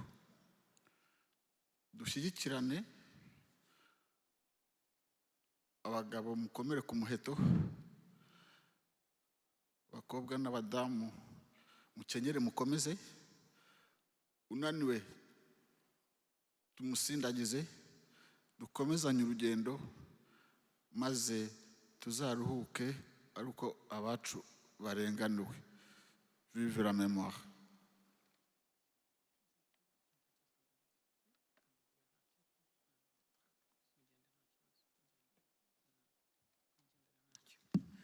Thank you very much, Reverend Rurangwa. As I mentioned to you before we start, survivors will live with pain, deep pain. His face has to be reconstructed to look like that for many more years. And now he's shedding his memory. We have women who were raped, and out of rape, they have kids. Those kids, they have history. They have to live their life. So survivors will live with a lot of pain, and on both spectrum.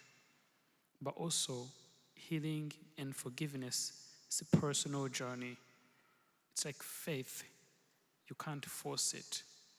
It is genuine. It is organic. When you talk about healing and how survivors need to continue to be next to them, to comfort them, and accompany us in this healing journey, this is what we are talking about. And thank you, Reverie, for sharing all of that. And he ended telling all of us, mostly survivors, to stay strong and be resilient. I will also add that the phrase he was using, saying Abahutu, meant killers, because all Hutus did not commit genocide. In fact, some of them saved survivors.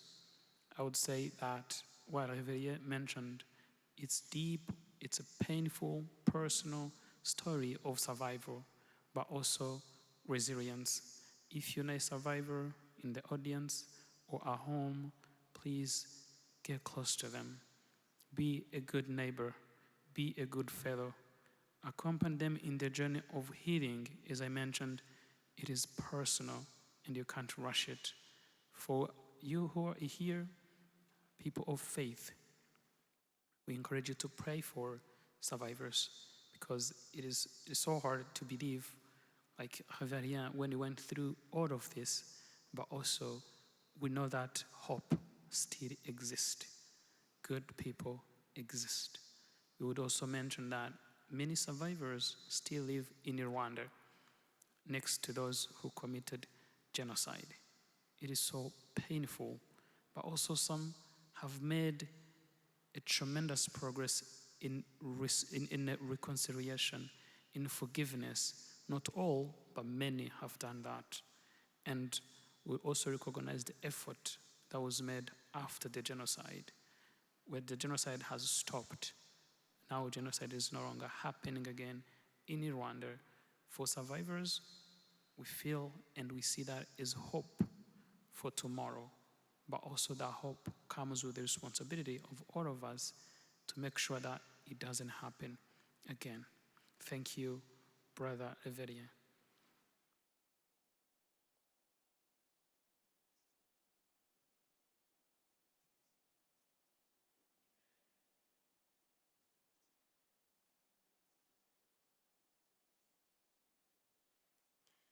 arakoze Reverien Rurangwa umaze kudusangiza amateka akomeye yanyuzemo mu gihe cya Jenoside yakorewe Abatutsi n'ubutwari bukomeye.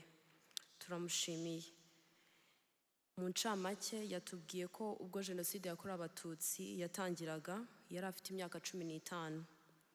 Mu gihe cya Jenoside interahamwe zamwambuye ingingo ze z'umubiri harimo ukuboko, ijisho, ndetse abicanyi bamusigiye ibikomere byinshi ku mubiri we. Mbere ya Jenoside yari afite abavandimwe bagera mu 43 harimo n'ababyeyi be ndetse n'abandi bo mu muryango we. Igihe yari muto yabonye ubwicanyi bwinshi bwakorerwaga abari mu bwoko bw'Abatutsi. Aho avuka ku Mugina ubwo Jenoside yatangiraga, Abatutsi benshi bahungiye ahantu hatandukanye harimo n'insengero. Abagera muri 43 nk'uko nabivuze bo mu muryango we barishwe bose bazira uko bavutse, harimo abana bato, abavandimwe be, ababyeyi be, ba nyirasenge na ba nyirarume. Kurokoka kwe ntibyari impuhwe kuko nawe yasaga n'uwapfuye, kuko abicanyi bibwiye ko yapfuye. Reverien ubu atuye mu gihugu cy'Ubusuwisi, arubatse, afite umwana w'imyaka 3. Amateka ye ashaririye yanyuzemo mu gihe cya Jenoside yakorewe Abatutsi yayakusanyirije mu gitabo yise Genocide. Abashaka kumenya amateka ye byimbitse bashobora kuza kugura igitabo cye muri lobby aho twinjiriye birahari.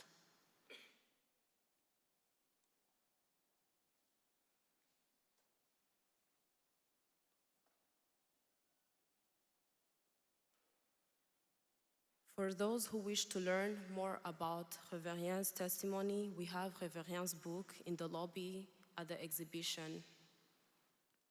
We now continue our remembrance through the reading of names and messages of hope presented by the members of the Rwandan youth community.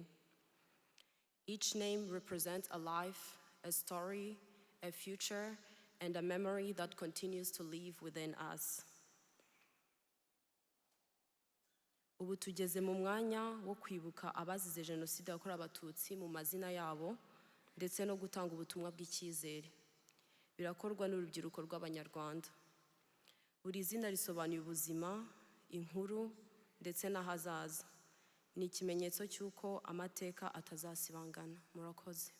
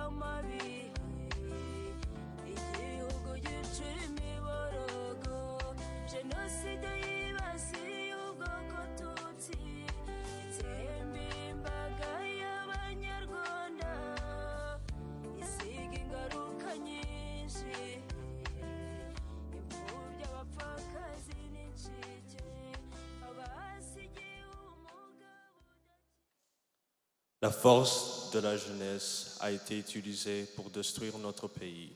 Aujourd'hui, nous l'utilisons pour nous reconstruire dans le respect de nos meilleurs valeurs. Nous nous souvenons de la famille de Kayonga Boniface, Mukahigiro Ansila, Munyaburanga Eugène, Munyaburanga Grace, Mugorewera Françoise. Nous nous souvenons, aimable Semuhungu et Musangwa Richard. Vos noms ne s'effaceront jamais tant que nous serons là.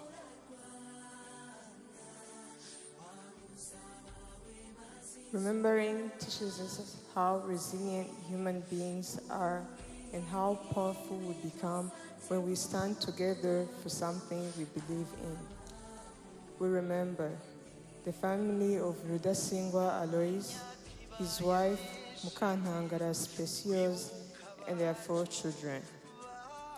We remember Anita Mukarukundo and Madeline Kaberanya, Mukaruranga Adele, and Mukankubito Edith. Your names will never fade as long as we are still alive. Humura Rwanda rwacu, abawe turi inyuma yawe. Tuzakubaka, tuguhanagura amarira warize, tuguhindura igihugu gitemba amata n'ubuki, kandi cyuzuyemo amahoro n'urukundo. Turibuka umuryango wa Rwamfizi, Emerette Mukangondo, Marie Colette Kayitesi, Jeanne d'Arc Uwamariya, Dafrose Mukamusoni n'abana be Irene na Samantha. Turibuka Shobore Dismas, Rutsarika Auguste n'abana be 3. Amazina yanyu ntazazima tukiriho. Rwanda, tu es plus qu'un leader, car tu as su avancer malgré des jambes sans force. Voilà pourquoi nous commémorons tes enfants massacrés. Nous nous souvenons de la famille de Daisaba Damas, Sendiumva Donat, Mjayezu Domina, Munga Jean-Gilbert et Ouassé Delphine. Nous nous souvenons, Raissa et Isabelle, vos noms ne s'effaceront jamais tant que nous serons là. We have experienced pain and lost our siblings, but let unity strengthen us as we honor those who died by choosing to change and inspire future generations. We remember the family of Matthias and his wife Maria and their 8 children, and we remember Kawaiza Jean, Kurunziza Paul, Mukanyarwanya Peace, Mutaganga Aloise. Your names will never fade as long as we're still alive. Rwanda, twebwe abana bawe turahari ngo tuguhanagura amarira warize. Imbaraga z'ejo hazaza ni twe. Humura ntibizongera ukundi. Turibuka umuryango wa Biniga, umugore wa Françoise n'abana be Yovita, Egide na Aimable. Turibuka Kabega Laurence na Mukabuyigo Chantal. Amazina yanyu ntazazima tukiriho.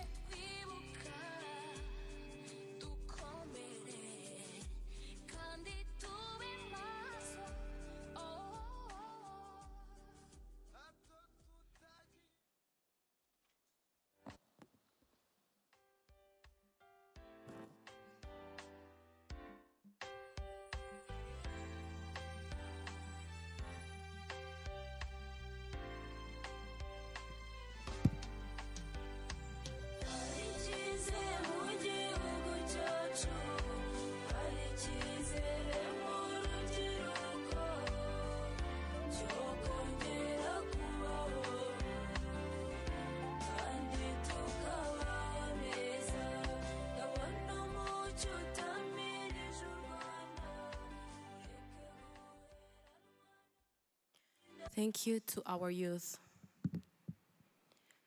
We now transition into our panel discussion centered on this year's theme, Kwibuka, memory, justice, and the legacy we carry forward.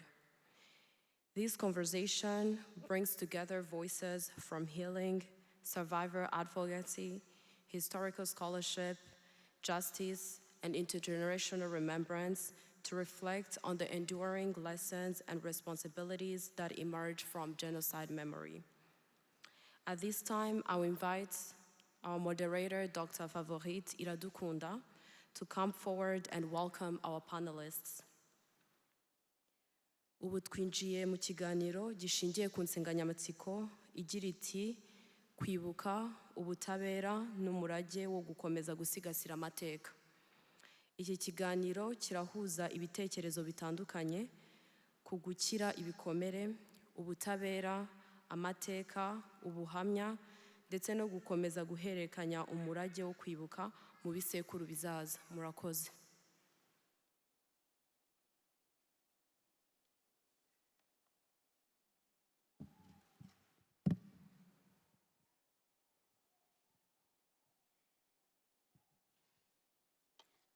My name is Favorite Iradukunda, as introduced just a few moments ago. I'm a survivor and honored to serve as the Vice President of Ibuka USA, and I'll be moderating the panel. It is my honor to welcome our speakers today. Please note that I'm going to read their bios, but we have shortened their bios to spend more time on our conversation today. You can find more about them online. I will start by introducing Dr. Shast Uwihoreye. Dr. Shast, please come forward.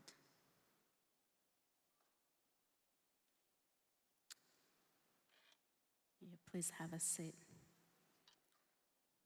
Dr. Uwihoreye is a Rwandan clinical psychologist and founder of Uyisenga Nimanzi, an organization supporting orphaned survivors and youth affected by the 1994 genocide against the Tutsi. He is a leading voice on trauma, healing, mental health, and intergenerational recovery. I will now introduce Dr. Boyana Coulibaly.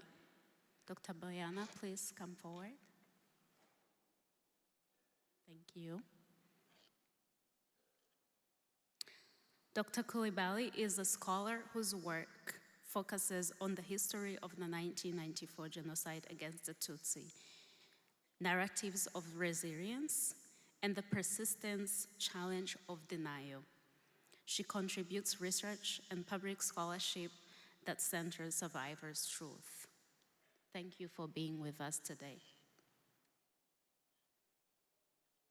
I'll now introduce Mr. Edward Kayihura. Mr. Kayihura, please come forward. Thank you.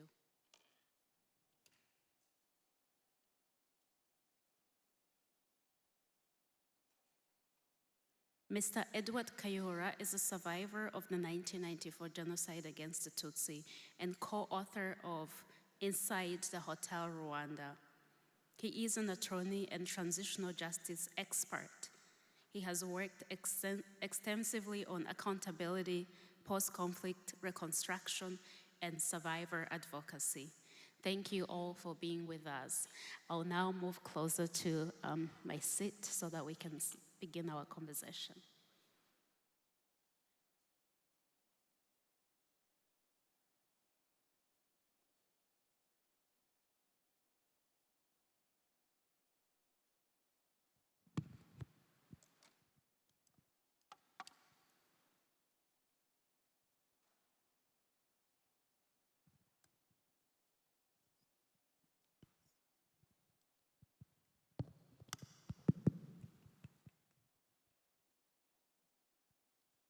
Dr. Uwihoreye, I'll ask you the first question. Many survivors today are aging while still carrying deep trauma. At the same time, younger generations are inheriting pain they did not experience. What are you seeing today within survivors' family and community, and how should we better support long-term healing? Thank you. Thank you, Favorite. I don't know if I would start with trauma or starting with resilience. When I was hearing Reveille, I was thinking, will I start by trauma and mental health issues, or will I start by resilience? Allow me a little bit to talk in Kinyarwanda. Yes, please.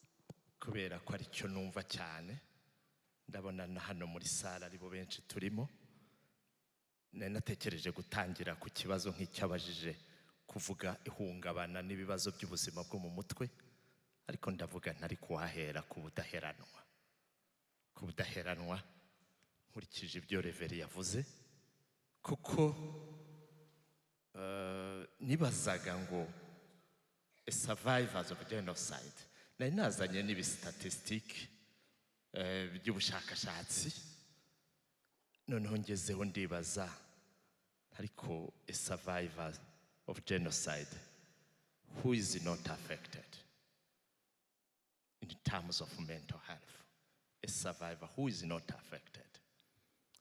Ndebye uko Reveriye ahagaze akomeye atubwira ndavuga ntari kumenya hari n'imbaraga byatumye njya mu migani ya Kinyarwanda kuko ndayikunda. I don't know if younger people will be able to understand. There is a Rwandan proverb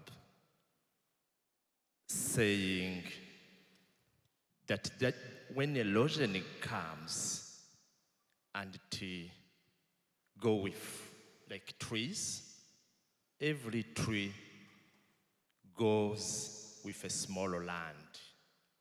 Agati kajyanywe n'isuri kajyana iteka n'agataka. There is something that remain. Iyo urebye Reveriye n'abandi twicaye aha nagusaba gutekereza uti what remained that helped me to move on and to stand here. Kandi birahari byinshi. Reveriye yakomeje atubwire tani atubwira ko yashibutse atubwira ko yakoze ubukwe atubwira ko ari mu Busuwisi.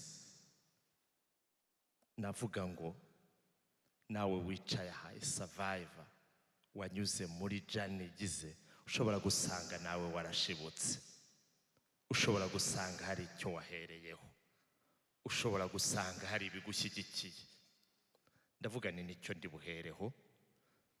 Ndibaza rero nti ibyo natekereje ariko bise ntekereza reflection to try to define what is resilience. I was thinking as Reverian was saying, resilience for survivors of genocide is an accepting of living, as Reverian said, live while you ask yourself, what this happened? Why me? Why my parents, brothers and sisters have been killed? Why?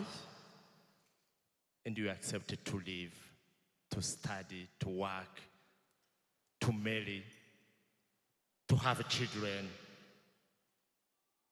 without having a response of because. Abo twari kumwe ejo muri Survivors Union murabyibuka twararirimbye kuki wabyemeye dusoza tutabonye impamvu ariko dusoza tuvuga ko tugomba gukomeza kubaho nubwo tutabonye kubera ko. When hearing Reveriye n'abandi bafite stories, I was thinking resilience, it's not only the absence of pain. It's not only the absence of what we call traumatic symptoms, but resilience is accepting the pain, but also continue to live, to struggle. You know, in another Rwandan proverb that says, iyo uciye hakomeye hatagukomerekeje haragukomeza. What does not kill you make you strong.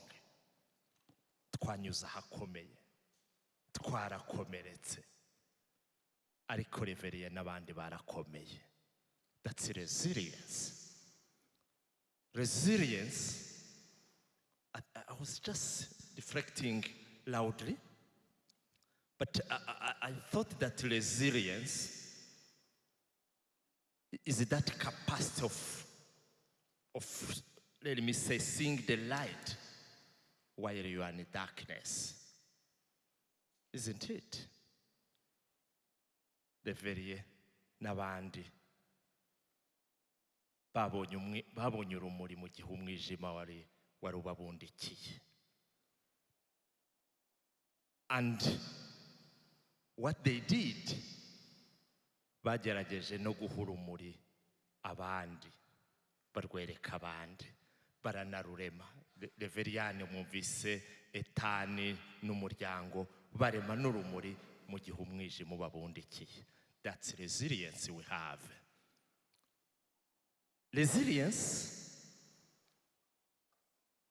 natekereje ni rimwe na rimwe ni ukwemera kubana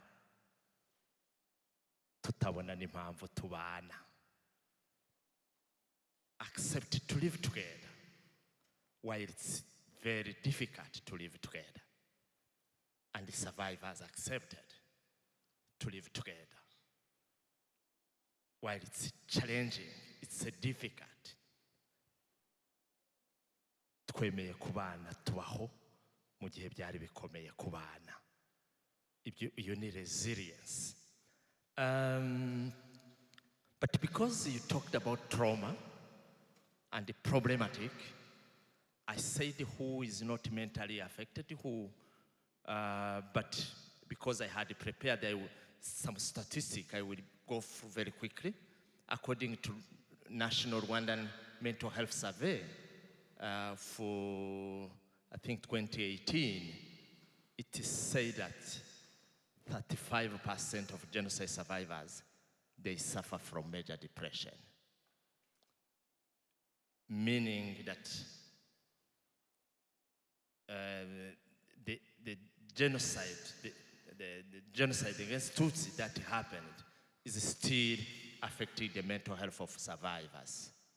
But it showed also that the young people between 14 and 18, 10% of that category of age, they suffer from mental health, one or more mental health issue. Meaning that the trauma can be transmitted generation by generation. That's what we call in Kinyarwanda kwishyano ryandura. Ishyano iyo utarebye neza rirandura. I don't know how I will translate that Rwandan proverb. Kugira ngo turebe aba bajene bacu kugira ngo we don't transmit trauma. I will not more focus on the issue. I will more focus on what can we do, as you ask the question. I would say we have already started. I was here yesterday facilitating the Survivors Union session. Very, very well categorized. Let me say what the people of my age, the people who were young during genocide, and the next generation, to try, let me say, to create and to co-create our own ways of healing, our own ways of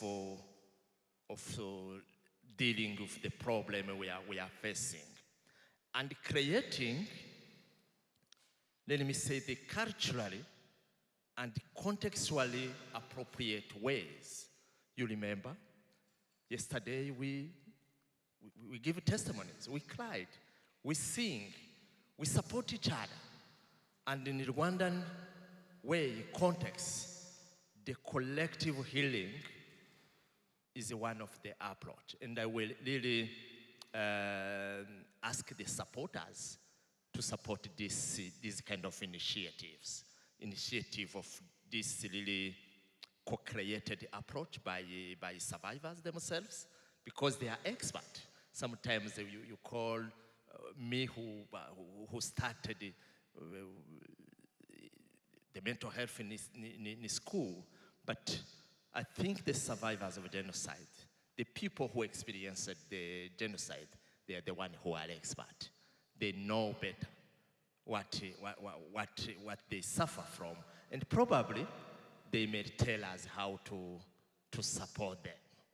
And I think this approach of healing together, supporting together, you know the Rwandan proverb saying, "Ijoro libarwarirai," no one can tell a better story than the one who lived it.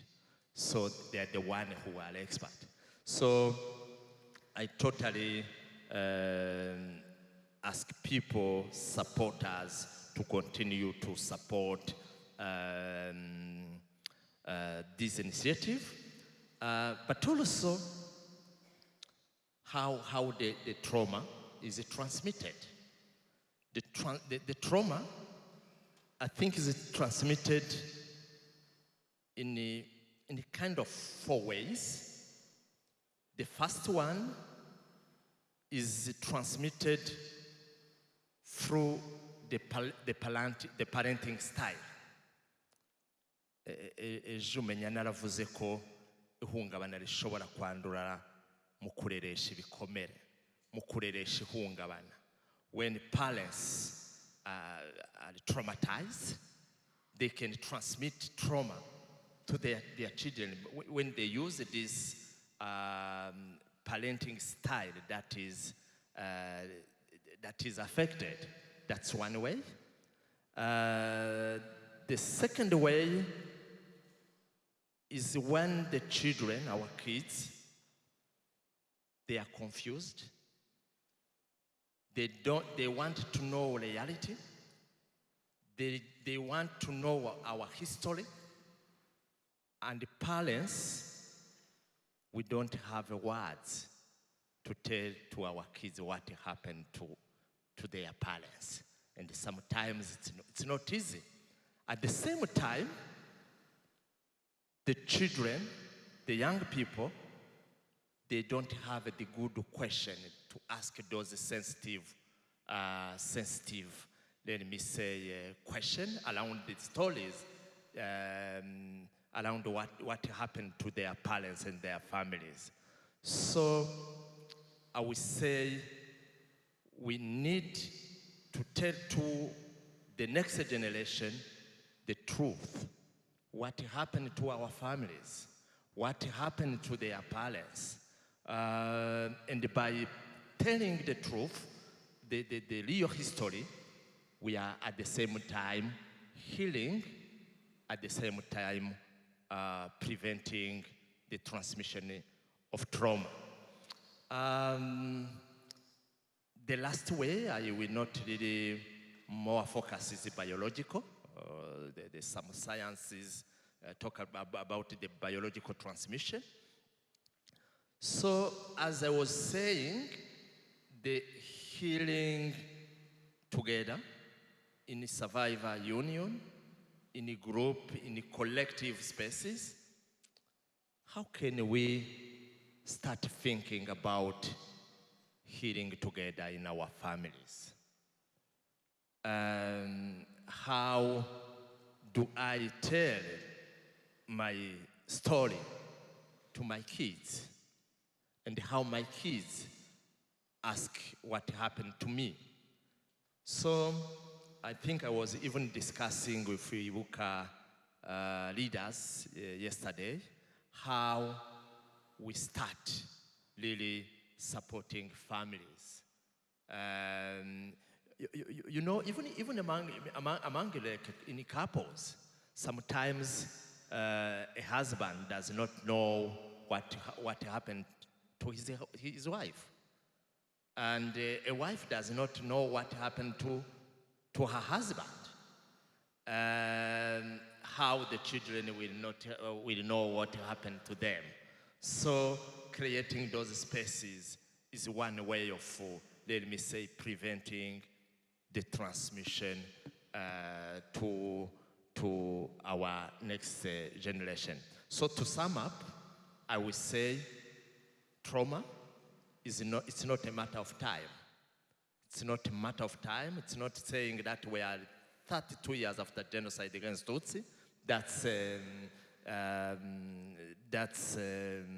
It will be, let me say, is all her. But by time, it may be more complex and complicated.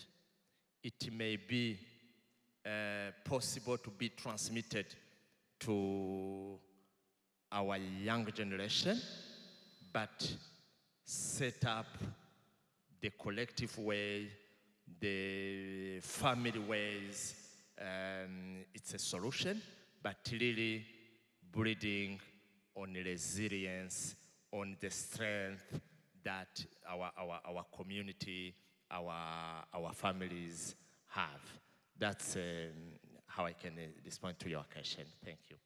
Thank you so much, Dr. Shaz. Thank you for also sharing in like both Kinyarwanda and English and focusing on resilience. I think most of what you said in Kinyarwanda, you also translated in English. So I'm going to save a little time and ask the next question. And this question goes to you, Dr. Boyana. As we move forward, part of what causes survivors to experience deep trauma today is that genocide denial and distortion are spreading rapidly. So my question is, why is this current moment so dangerous, in terms of how these distortions and denials are spreading, and what are the consequences when false narratives about the genocide against the Tutsi go unchallenged? Thank you. Thank you so much also for welcoming me here today. I think to actually follow up on what Dr. Shasta just said, we can understand how difficult it is to archive history. It depends on stories of survivors. It also requires for them to be here today. If we compare to the Holocaust, there are almost no survivors today of the Holocaust. And it was a time when we didn't have all the technology to record that history. And therefore, archiving history today with all the tools and the material, the equipment, also the digital age that we live in is extremely important for historical clarity so that we understand what happened, so that we can also pass it on to the next generations, whether families of survivors, but also the younger generations that surround them, because our children are also influenced by the environment that they live in. We are more of a global world that could be seen almost as flat in a way that information circulates from one side to the other in a very easy way. And therefore, it's important to think about how education and how information need to be working hand in hand, and also thinking about how we can make sure that this doesn't happen, not just in Rwanda, but in the entire world.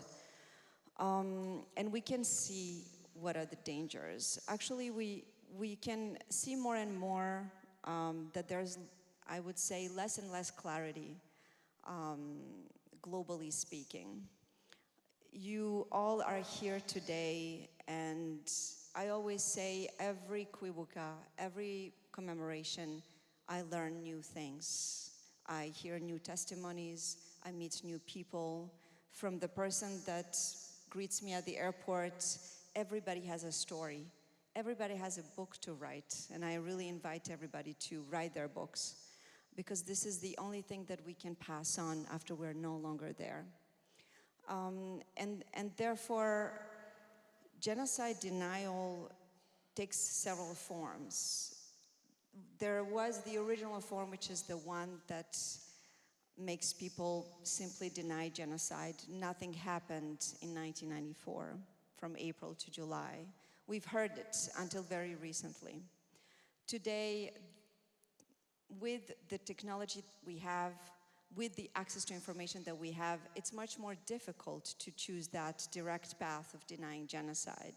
Also because there is a clear recognition by the United Nations and by a number of countries, even by the General Assembly, being recognized by all the member states that there was a genocide, and one genocide in 1994, the genocide against the Tutsi. So genocide deniers, whether they're personally involved because they come from Rwanda and are denying genocide for a number of reasons. One reason could be to flee from justice because they're responsible, or children who are trying to protect their families who have participated in genocide. And this is actually the case of a large network of children of perpetrators who are also trying to protect the history or their parents, particularly in Europe, Belgium, France, etc. And then there is a genocide denial that is being done because often also some Rwandans have a hard time accepting that it was not done in their name. I'm speaking about this because this is something that happened in my own country. I was born in Bosnia, and we also experienced a war in 1992 and a genocide in Srebrenica in 1995. I come from the group that committed genocide, and in my own family, there are family members who deny genocide because they feel it's a personal thing, and I would be very happy to discuss this with Dr. Shast. Is when the group that perpetrated the genocide, members of that group deny genocide because they're saying it didn't happen in my name. I didn't participate. Of course, Rwandan history is more complex because the first who suffered from being targeted were the ones who said no to the genocide, who said no to the genocide ideology. And I've seen this also in Eastern Congo, where I traveled and collected testimonies of what we call the Banyarwanda Hutu and Tutsi who live in Eastern Congo, in North Kivu, after the separation of borders during the Berlin Conference.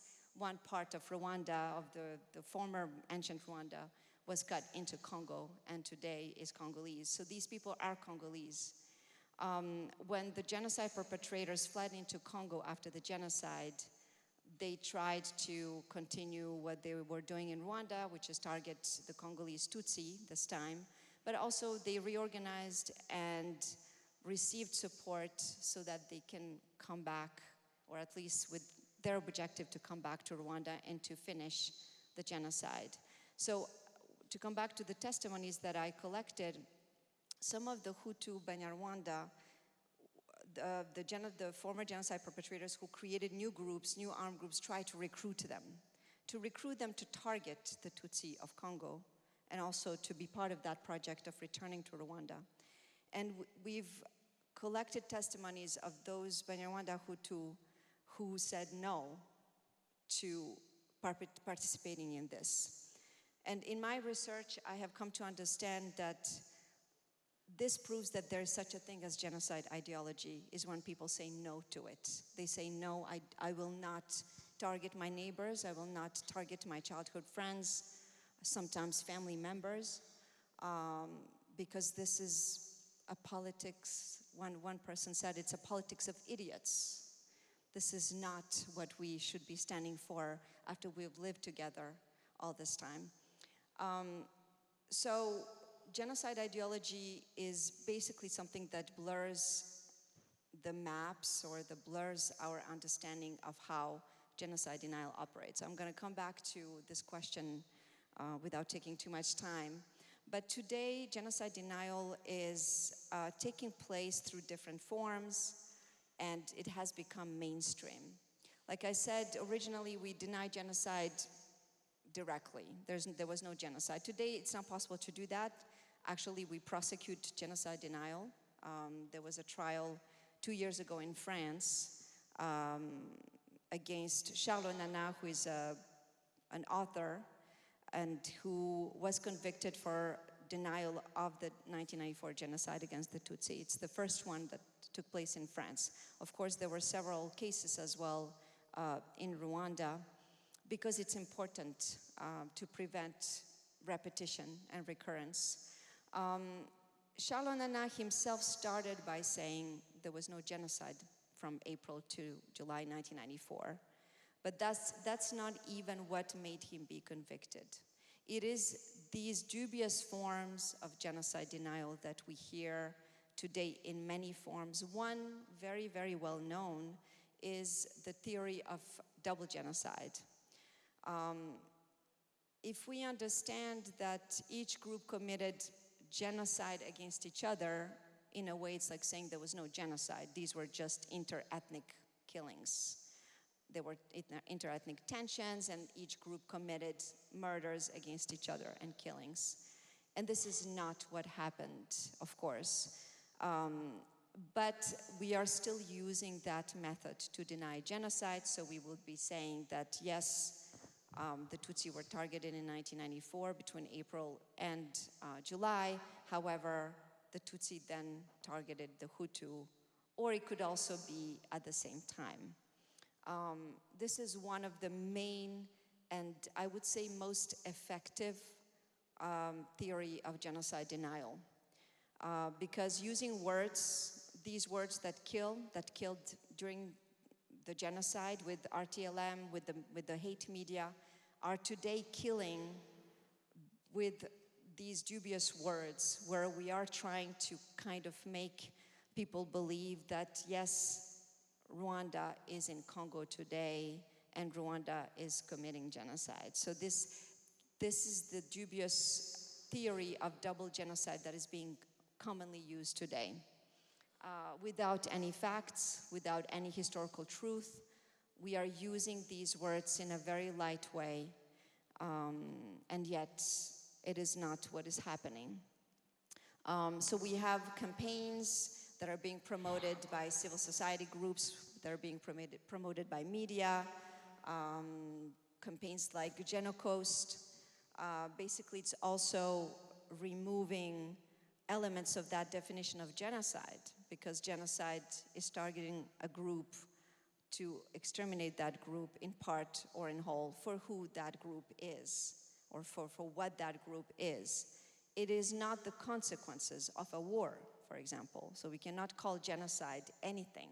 It is the crime of crimes, and it's when we want to exterminate an entire group, we might not be able to do so, but that's the intention. Therefore, the intentions is what counts. And so today, just to finish on that, genocide denial is really spreading to social media because there's no oversight, there's no monitoring. We, as researchers and scholars, are bound by ethics of research, by methodologies that force us to cross-check information, to verify information, to show evidence. We can have a hypothesis, but until we show that evidence, it doesn't really exist. We would not get our degrees. However, today on social media, even the conventional media, we can say anything. Even the conventional media is not bound by these ethical expectations anymore, by their own editorial chiefs and so on, because people are thinking it's okay, it will be drowned in more information and we don't have to come back to it. And one last thing, while artificial intelligence is extremely good and important for us because we do so much more, I'm thinking even in terms of healthcare, mental care, et cetera, artificial intelligence helps us to really continue getting ahead. It also means that all the genocide denial and all the negative information and all the toxic information that is still targeting the same group, the Tutsi in the region, is going to be spreading much faster. And those who have access to these tools are even the most dangerous, whether it's media, and whether it's social media, everything that comes on social media that is being published there is going to take an exponential impact or have an exponential impact. So our children, the future generations who don't know anything about the history of Rwanda or the region, when they're going to do a search on the internet, they're going to have access to that wrong information. So I think those are the main challenges, and I think that it's our collective responsibility for our children not to come to normalize this kind of violence where they would be scrolling on their screens and seeing dead bodies and people getting cut with machetes, because it's still happening today in Congo, even people being burned alive and their flesh being consumed. So cannibalism is going on our screens, and we should not normalize these kind of things, but we should do everything we can to teach history, but also to fight against genocide denial and genocide ideology. Thank you. Thank you so much. Arakoze cyane. Dr. Kwibuka akora ubushakashatsi ku bijyanye n'abahakana jenoside yakorewe Abatutsi, akaba avuze mu magambo makeya ko cyane cyane muri iki gihe imbuga nkoranyambaga zirakoreshwa mu guhakana, cyane cyane hagakoreshwa ibitekerezo byo kuvuga ko ngo mu Rwanda habaye jenoside ebyiri. Abantu bakagenda bakabivuga, nta bushakashatsi buhari, turabizi ko bitabaye, ariko kubera ko bakoresha imbuga nkoranyambaga abantu bakabisoma bakabyemera. Icyo dusabye rero ni uko cyane cyane abarokotse jenoside twakwandika, twashaka uburyo amateka yacu tuyavuga, tukayavuga nk'uko ari, kandi twajya tubona ibyo bintu byose ntiduceceke, ahubwo tukabicalenjinga, kandi tugakoresha uburyo abana bacu batazakurira mu isi babona ibyo bitekerezo byo guhakana jenoside. Tubikora rero tubabwiza ukuri, tukababwira amateka. Murakoze cyane. I'm gonna move on with the next question, and this goes to you, Mr. Kayihura, and it's about justice, which is really connected to what Dr. Kwibuka was saying. Many survivors are asking questions about justice as perpetrators are released. Fugitives still remain abroad, and genocide denial continues, as we just talked about. In today's reality, where do you believe justice stands for survivors of the genocide against the Tutsi?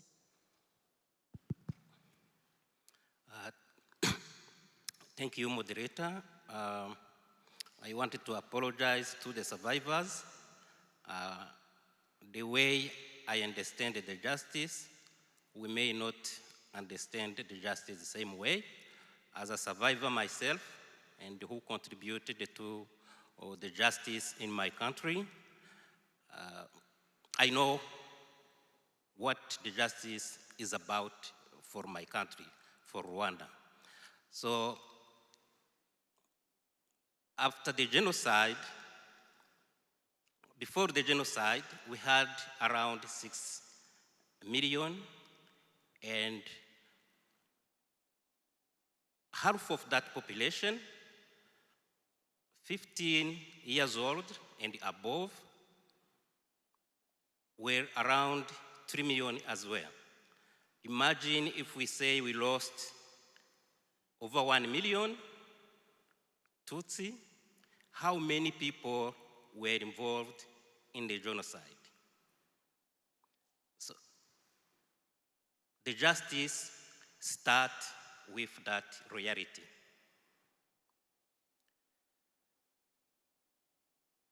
Rwanda at that time, after genocide, chose accountability over impunity.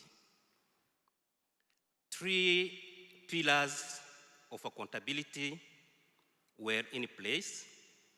We have International Criminal Court, which was in Arusha, Tanzania. We have also National Court, National Ordinary Court, and later we had Gacaca Court. Let's see what have been achieved for justice. Let me start by National Court. After the genocide, out of 700 magistrates, only 10% were available. So the government started building the justice system because it was completely destroyed the same way other government institutions were destroyed. They start by training magistrates and then put in place the law, organic law, that punishing the genocide because we had not that crime in Rwandan code. In December 1996 is when the first trial started. In 1998, only 1,300 cases were tried in national court. And we had 120,000 suspects in prison overcrowded. So Rwanda started looking other ways to try those people because they realized it will take around 100 years to try those people. They come up with Gacaca Court, and Gacaca Court started in 2012 and ended in 2000. No, it started in 2002 and ended in 2012. And Gacaca Court tried nearly 2 million individuals. And 72,000 were tried in absentia. When you see what Gacaca accomplished, I don't think any country in the world, any such accountability at that scale, the world had never seen that happen. At the international level, we had International Criminal Court, which started in 1995 and ended in 2015. It tried only, it indicted 93 cases and it tried 75 individuals. The critic, they said it was slow, but when you look at how the development of international law, they did important work. It was the first time in international law, international criminal, a genocide be prosecuted. In the case of the Prime Minister, Kambanda, he pleaded guilty. It has never been before. And in the case of Akayezu, which was the mayor of in Gitarama, the sexual violence, rape, was recognized as act of genocide.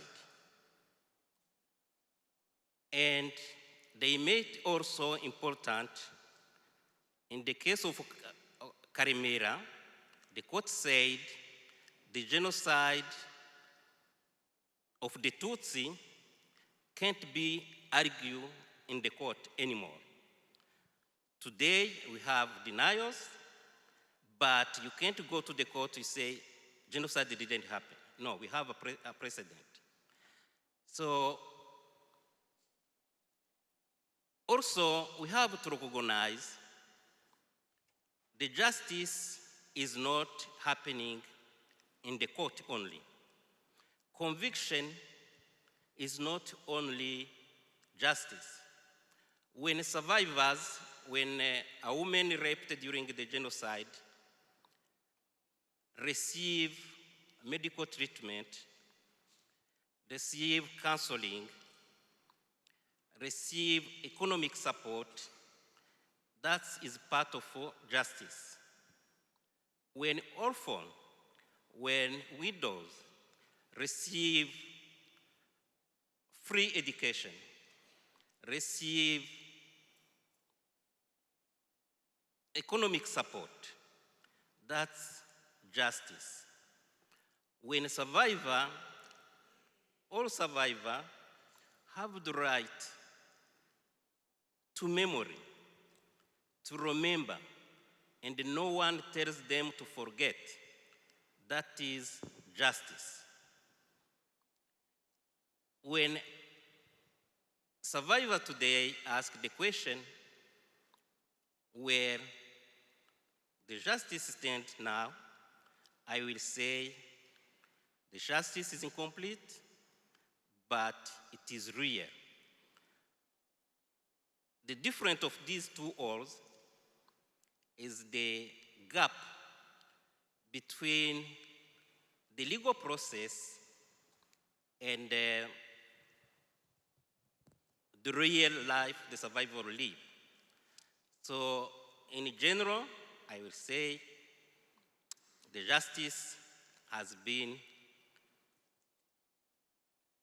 done, is still ongoing. We still have fugitives around the world.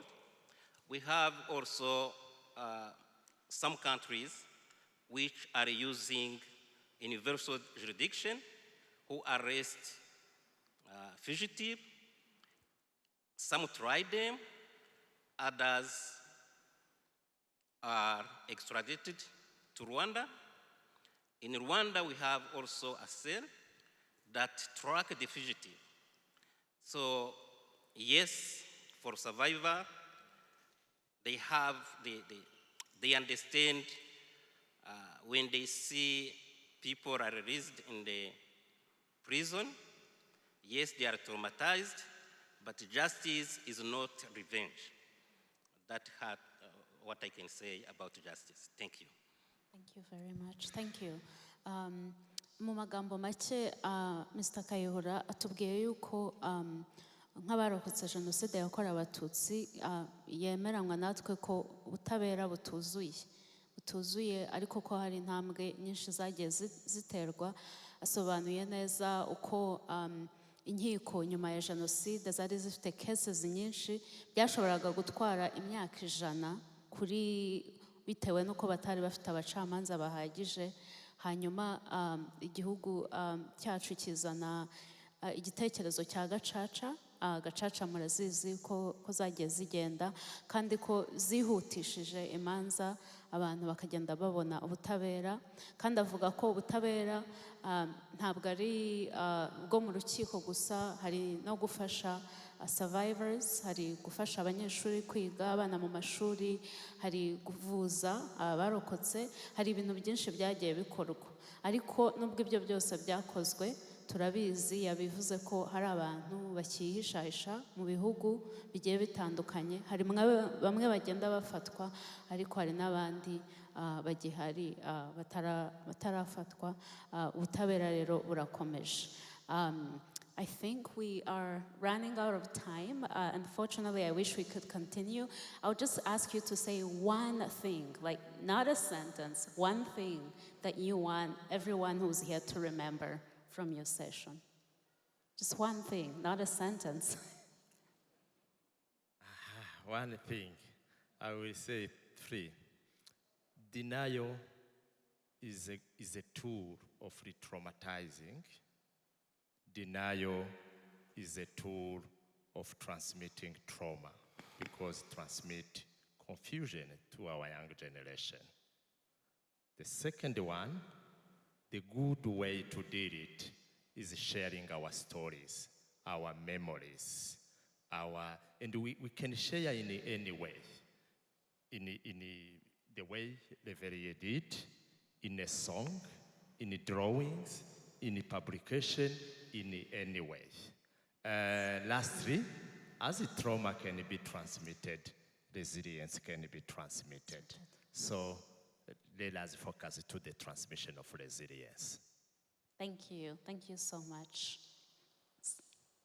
I'll try to do one word. Because we are what we call the international community, which has very negative connotations today, because we don't take the time to process information, I do want to call everyone to take the time and learn about the history of Rwanda and the history of the region, and not to make shortcuts to avoid situations like denial, and also for justice not to be able to be met, like all the fugitives that we see, but also for trauma to continue and for repetition of genocide. So to have never again materialize today, we as the international community, as people around the world, it is our collective responsibility to teach, to learn, to teach, and also to prevent and protect. Thank you. Just one thing. Thank you. I will say the justice stand with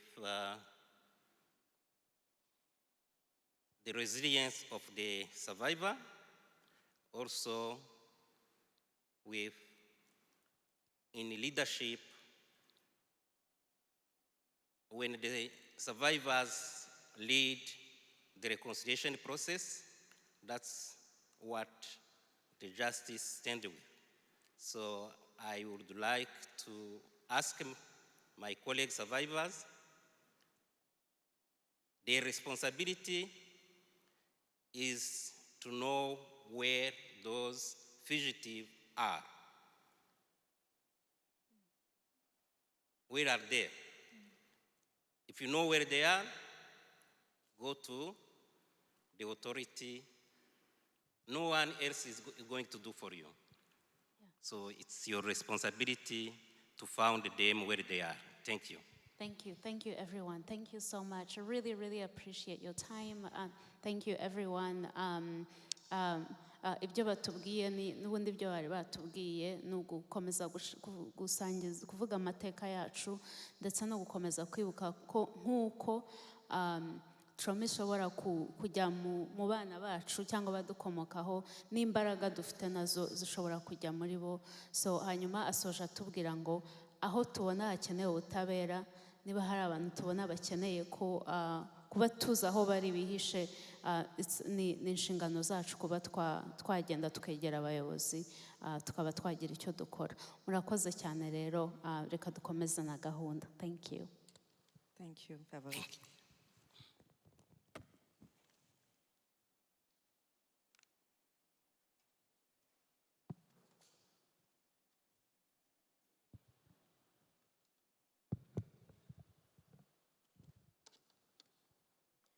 Thank you to our moderator and panelists for that meaningful discussion. We now invite remarks and a proclamation from Honorable Mayor Stephen Kepley of the city of Kentwood, Michigan. Tugiye kumva ijambo ry'umuyobozi w'umujyi wa Kentwood, Michigan.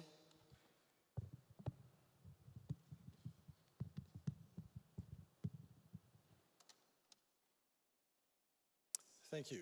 It's an honor to be here. I'm going to read the proclamation and make some brief comments afterwards. City of Kentwood, Michigan, Office of the Mayor, proclamation.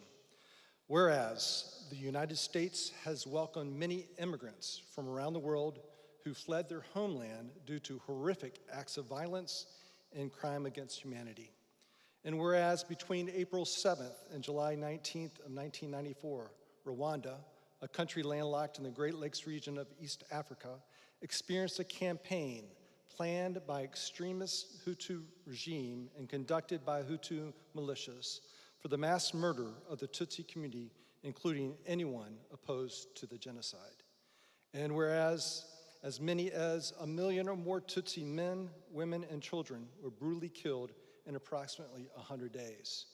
And whereas the violence included widespread violence conducted on Tutsi women, where hundreds of thousands of women were sexually assaulted by the Hutu extremists. And whereas this atrocity has been formally recognized by the United States, of which the United States is a founding member, as the 1994 genocide against the Tutsi in Rwanda. And whereas the United States and the city of Kentwood have become the home for the survivors of the genocide who now have the honor of being U.S. citizens. And now, therefore, I, Stephen C. Kepley, Mayor of the City of Kentwood, Michigan, do hereby recognize Tuesday, April 7th, 2026, as the International Day of Reflection on the 1994 genocide against the Tutsi in Rwanda. In the City of Kentwood, and I urge all citizens of Kentwood in West Michigan to learn from the past so that these types of atrocities may never take place in the world again. Signed, Stephen C. Kepley, Mayor for the City of Kentwood. It was my honor to write that proclamation. You may know this, you may not know this, but the world has come to the city of Kentwood. Less than half a mile from here is East Kentwood High School. It is the most diverse high school in Michigan and ranked in the top 5 in the United States. East Kentwood represents 105 countries and 117 languages. How did people get to come here? Well, it's good news and bad news. The bad news is that it's because of war, genocide. Places like Rwanda, Bosnia, Sudan, Myanmar, Burmese. That's the sad news. The good news is that they have become my friends, my brothers and sisters. One of them his name is Sanel. He is from Bosnia. His story is one of all his male members, his father, his grandfathers, his uncles were literally thrown off a cliff and killed. I asked Sanel, Sanel, how do you do it? How do you continue on with your life after so much tragedy? And he simply said this, it's about forgiveness. I have forgiven them. That to me is a miracle. How in the world can you do that? But I am one who believes in miracles and a miracle worker. You see, I might be a mayor, but that's what I do. It's not who I am. I'm a father, I'm a husband, I'm a son, I'm a brother, I'm an uncle. But more importantly, I'm a follower of Jesus. And it's because of my faith that I believe in this miracle worker. And if you think that you can never get to that place where, whether it be anger, hurt, trauma, depression, well, it will never leave you, I do believe in one who can remove those yokes. And so I know afterwards, Pastor Mick is going to be speaking, and after he's going to be speaking about hope. And if you're one who maybe would consider some prayer, I will make myself available to you to allow God time and space to break yokes, whether it would be trauma, depression, or maybe a path for forgiveness. Thank you.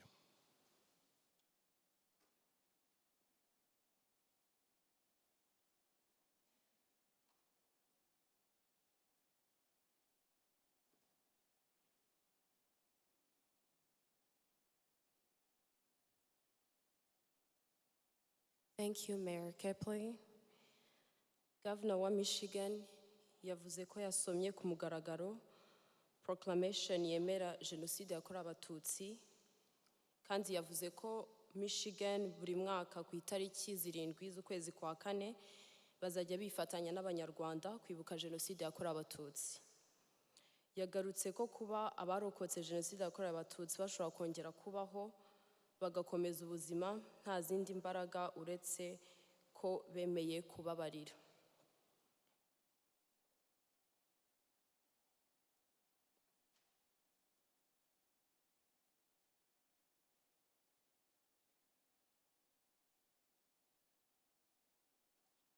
Now, we're about to hear and listen to the UN official address.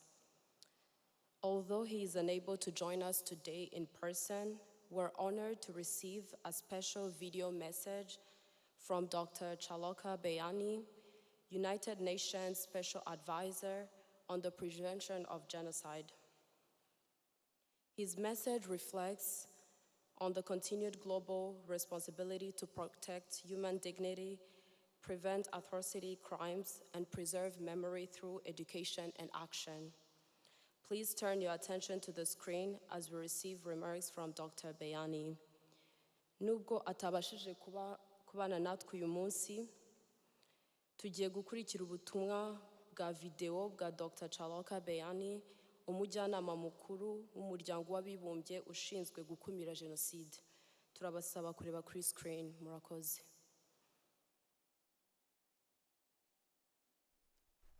Distinguished guests, ladies and gentlemen, it is a profound honor to address you at the 32nd commemoration of the 1994 genocide against the Tutsi in Rwanda. I regret that I cannot be with you in person, and I thank Ibuka USA and the people of Kentwood for this invitation.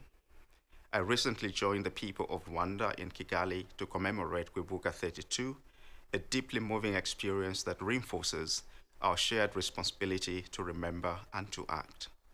Genocide is the gravest crime against humanity, the deliberate destruction of people based on identity. In April 1994, as an academic and member of the Oxfam's Board of Trustees, I received reports of mass killings of Tutsi. We examined the evidence and concluded that genocide was unfolding. When I visited Rwanda in July 1994, I witnessed its horrors firsthand, an experience that left an indelible mark on my conscience. That experience shaped my lifelong commitment to prevention. From 2003 to 2006, I worked with the International Conference on the Great Lakes region to develop frameworks to prevent such crimes, including the 2006 Pact on Security, Stability, and Development. This work underscored a fundamental truth.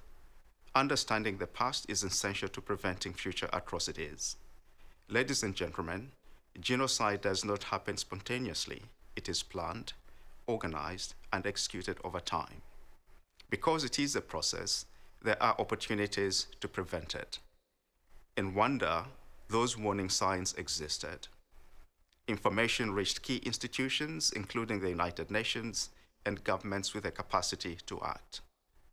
Yet, the world failed.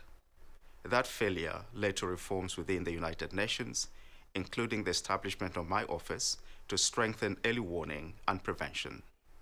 Today, as we look at conflicts around the world, from Sudan to the Middle East and ongoing instability in the Great Lakes region, we must acknowledge that we are still falling short. Xenophobia, racism, and intolerance are rising, while global cooperation is increasingly under strain. These trends remind us that vigilance and prevention are more urgent than ever. What does prevention mean in practice? It is not the responsibility of the United Nations alone. Prevention requires collective action from individuals, communities, civil society, religious leaders, governments, and the international community. Each of us has a role to play. The genocide against the Tutsi did not begin with machetes. It began with words, hate speech, dehumanized an entire group, and laid the foundation for violence. Today, we recognize hate speech as a key risk indicator for genocide. It has been amplified in the digital age, including through new technologies such as artificial intelligence. We must take this threat seriously. Even when not prohibited by law, hate speech must be challenged. We must promote responsible voices, counter misinformation, and reject rhetoric that incites violence, discrimination, and division. Equally important is confronting genocide denial. Where courts have established the truth, those decisions must be respected. Denial undermines justice, dishonors victims, and creates conditions for recurrence. Preventing genocide requires that we defend truth and memory. Prevention also demands accountability. Impunity fuels cycles of violence. We must strengthen mechanisms that hold perpetrators accountable, including regional courts in Africa. Justice is not only a response to past crimes, it is a deterrent against future ones. Ladies and gentlemen, the risk of such crimes has not disappeared. Around the world, people continue to face violence, displacement, and discrimination based on identity. But this is not inevitable. Rwanda has shown that recovery and reconciliation are possible with sustained commitment to justice, education, and social cohesion. This is a powerful reminder that resilience can be built even after unimaginable tragedy. As we commemorate the victims of the 1994 genocide against the Tutsi, let us renew our commitment to preventing such crimes wherever they may occur. Let us work to build societies grounded in dignity, equality, and respect for human rights. The most meaningful way to honor victims and survivors is to ensure that no one else suffers the same fate. This is our shared responsibility. This is our obligation. Thank you.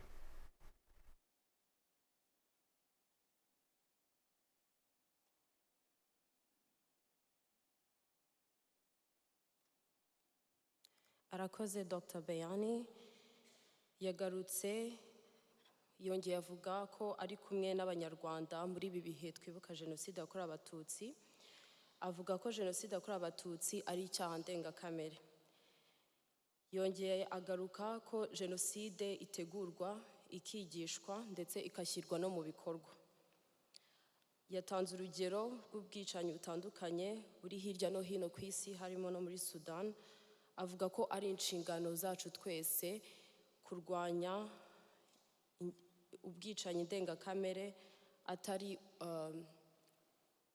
inshingano z'umuryango w'abibumbye gusa kwirinda jenoside ni ukugaragaza ukuri kwayo haharanirwa ubutabera yagarutse ko u Rwanda rwagaragaje ko kwiyubaka uhereye ku busa bishoboka nyuma y'ibikomere rwanyuzemo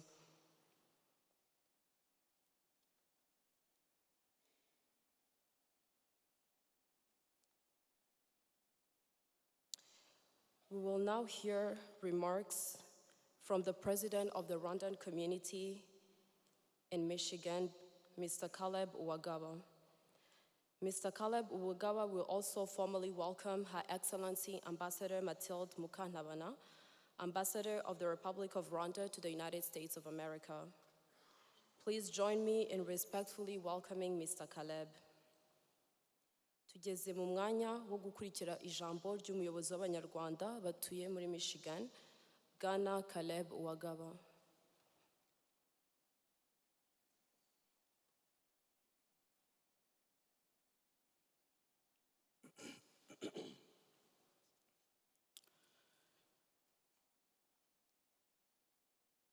Your Excellency Ambassador Mathilde Mukantabana, Honorable Mayor Stephen Caprin,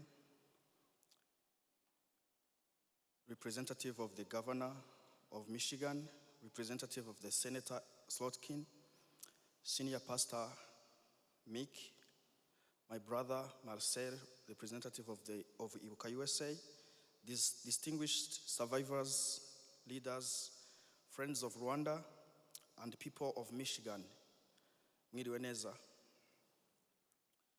Today, here in Kentwood, Michigan, in the United States, we gather not only as Rwandans, but also as Americans, Michiganders, neighbors, and human beings, committed to truth, dignity, and protection of the life.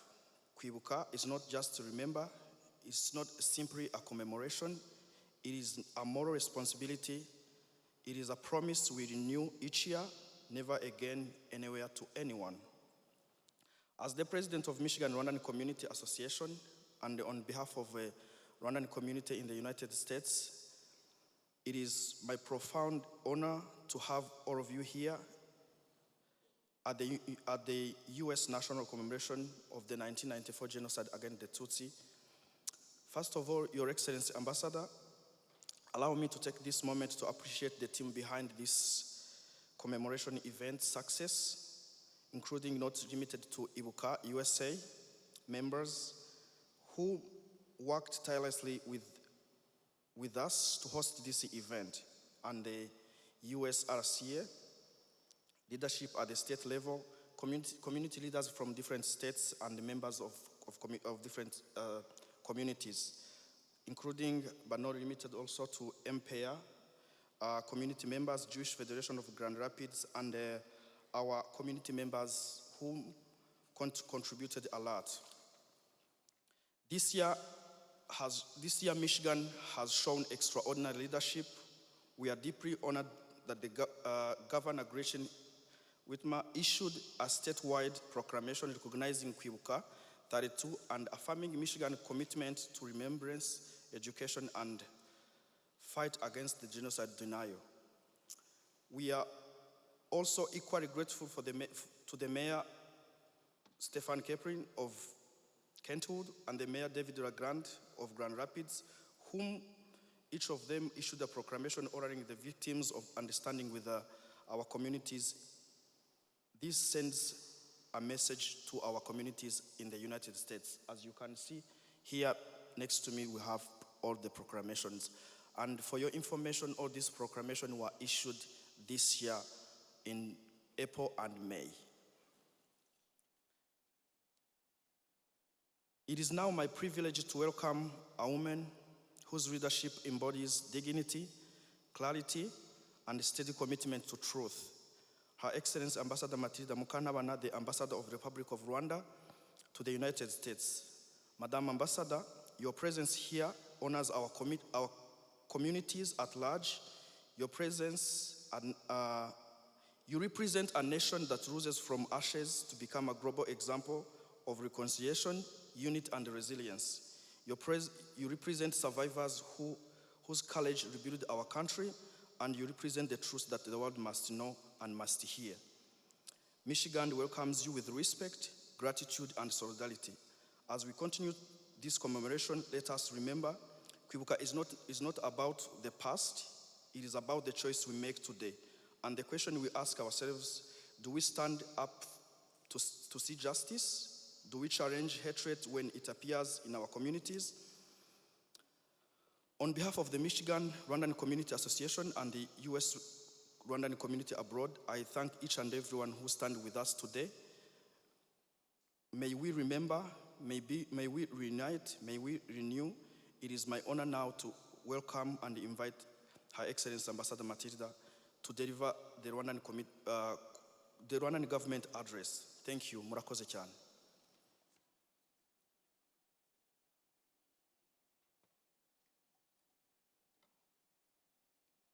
Mwiriwe neza. Good afternoon, fellow Rwandans, dear friends and family. As we continue the 32nd commemoration of the 1994 genocide against the Tutsi, I would like to extend to you strength, comfort during this solemn period of remembrance. Today, we stand together to honor the more than 1 million lives lost and to reaffirm our shared commitment to memory, dignity, and resilience. Distinguished guests, first of all, let me start by extending my deepest gratitude to the Mayor of Kentwood, Mr. Stephen Kipley, for issuing this proclamation, but also for opening your door to the commemoration, as well as the Church of Kentwood. We were also lucky this morning also to have another proclamation from the Mayor of Grand Rapids, Michigan. These proclamations are powerful and meaningful.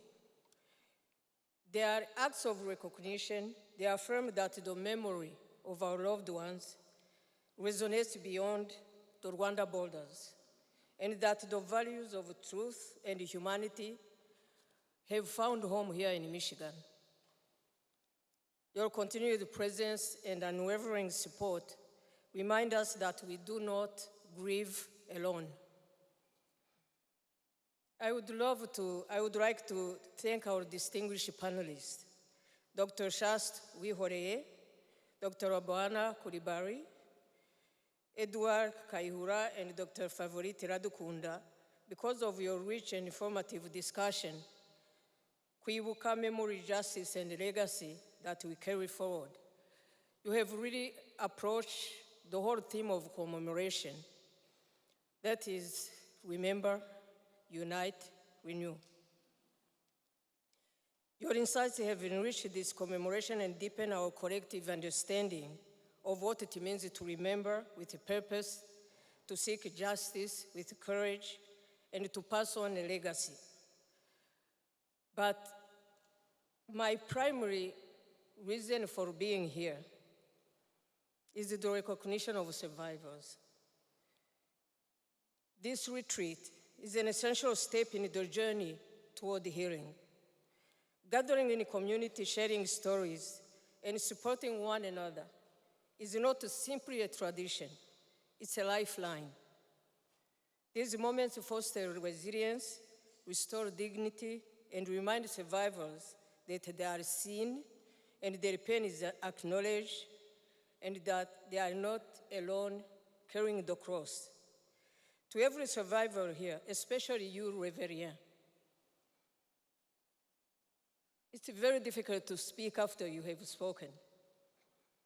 Thank you for giving your story, because that's the... I have to read what the president of Rwanda said. At one point he said, reconciliation itself comes with a cost. Because you mentioned reconciliation, we had to ask the survivors of genocide for the impossible in order to restore our nation, to live together again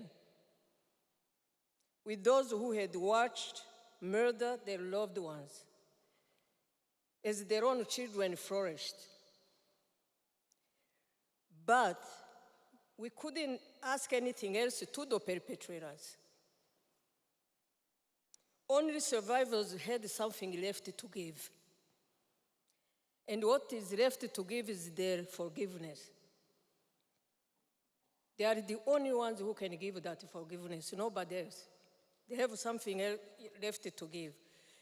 But at the same time, it's understandable, it's the most grueling to ask for anybody to forgive. You know, forgiveness comes at one pace, but one thing I have to tell you is that we, as a nation, our nation died. The whole nation died. But there was one tiny light left. And this is what is driving our country right now.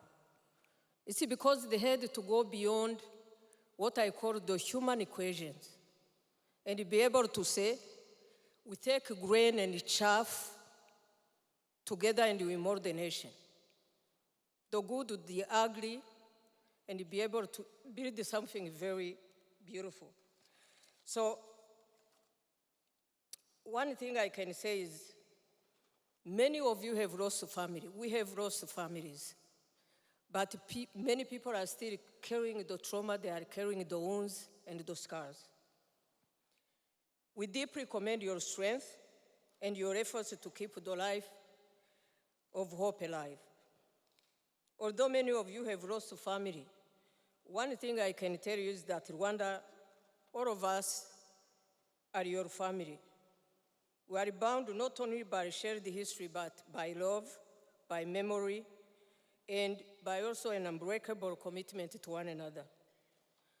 Kwibuka 32, under the theme Remember, Unite, Renew, is both a reflection and a call to action. We remember because truth matters. The genocide against the Tutsi was not spontaneous. They talked about it. All the speakers who came before talked about the planning. It was not, as some would make you believe, eruption of savage violence. Our humanity was tested to the limits. But here we are, here we remember, all of them, our parents, our sisters, our brothers, our neighbors. Our collective memory has allowed us to look within and reimagine what it means to live together. It has transformed remembrance into an enduring commitment to peace, unity, and development. We have transformed our wounded memory into fertile ground from which we draw lessons and strength. We remember because today, as you expressed very well, Gohana, the threat is no longer only silence. It's also a harmful perversion of the truth. It's a denial. It's a revisionism. The genocide was deliberately planned and executed. Across the world, there are organized efforts to rewrite the history of genocide, to minimize genocide, to deny its planning, or to promote false equivalencies between war and genocide. And I'm not going to talk about other things that it has evolved because of social media and other things happening today. So I call on all of you who are present here in this room to help us confront genocide ideology and to oppose with clarity, facts, and resolve. We remember so that the truth can triumph. We unite because unity is the foundation of resilience. After the genocide, Rwanda faced a choice. We could have remained trapped in a division or rebuild as one people. We faced immense challenges as a nation, but Rwanda chose unity of all the Rwandans. And it was not an easy choice. Forgiveness is not easy. Unity is not easy. And there was no manual, there was no template we had to follow. We had to find within ourselves, within our traditions, how we could move forward. And justice, even though it was not, like many types of justice, it was not perfect, but it allowed us to move forward because there was a sense of accountability. We chose to rebuild the nation around a shared identity. Ndi Umunyarwanda. I'm a Rwandan. And this was accompanied by deliberate policies and national commitment. We rejected ethnic divisions, and then we embark on this journey that future generations will continue to take, the journey of unity and reconciliation. But I have to tell you that today's choice, and that choice is reflected in immeasurable progress. In Rwanda, we have what we call a barometer to measure how far we have come. And the 2025 National Unity Barometer, among all the things that you could have measured throughout the whole country, an overwhelming percentage of Rwandans were affirming their pride in their national identity and recognized the importance of unity-building programs. This shows that even after unimaginable tragedy, a nation can rebuild trust, dignity, and cohesion. But unity requires constant vigilance. And the effects of genocide ideology and the wounds carried by survivors remind us that this work is in progress. We continue. We renew because remembrance might lead to action. Kwibuka, remember, is not just about looking back. It's also about shaping the future. Today, the ideology that fueled the genocide has not disappeared. It's in our region. It has adapted. And the perpetrators not only systematically sought to exterminate the Tutsi people, but they also continue the torch-bearers of genocidal ideology in denial in our region.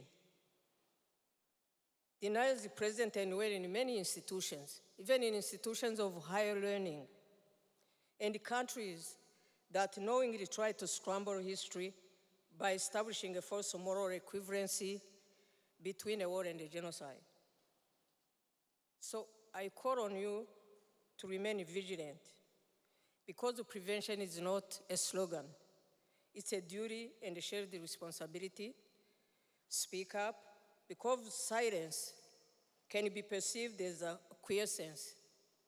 So never again must be upheld through sustained collective effort. To the members of the Rwandan community here in Michigan, each of you has a role to play to engage, to remember, and to uphold the values that define this period. Your presence and participation matters. Kwibuka is not just a Rwanda story. It's a global story. It's a humanity story. So we call on you, and I'm so happy that we've already partnered by doing what we have done for nurturing our generation here in Michigan. Our partnership can help us to continue fighting against genocide and genocide ideology, because genocide prevention requires unwavering commitment from all of us. As I conclude, I would like to once again express my gratitude to all of you for standing with us today as we remember and honor our loved ones.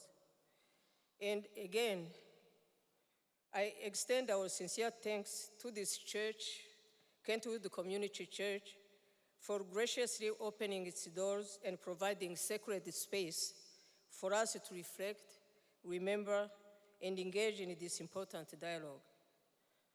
Thank you, Ibuka US, Marcel, and your team that is here, and Caleb and the team from the community of Michigan for bringing us together and for your tireless dedication to the mission of remembrance, healing, and resilience. And for the friends of Rwanda, we really appreciate your friendship and solidarity. Turi kumwe, twibuke twiyubaka. Urakoze.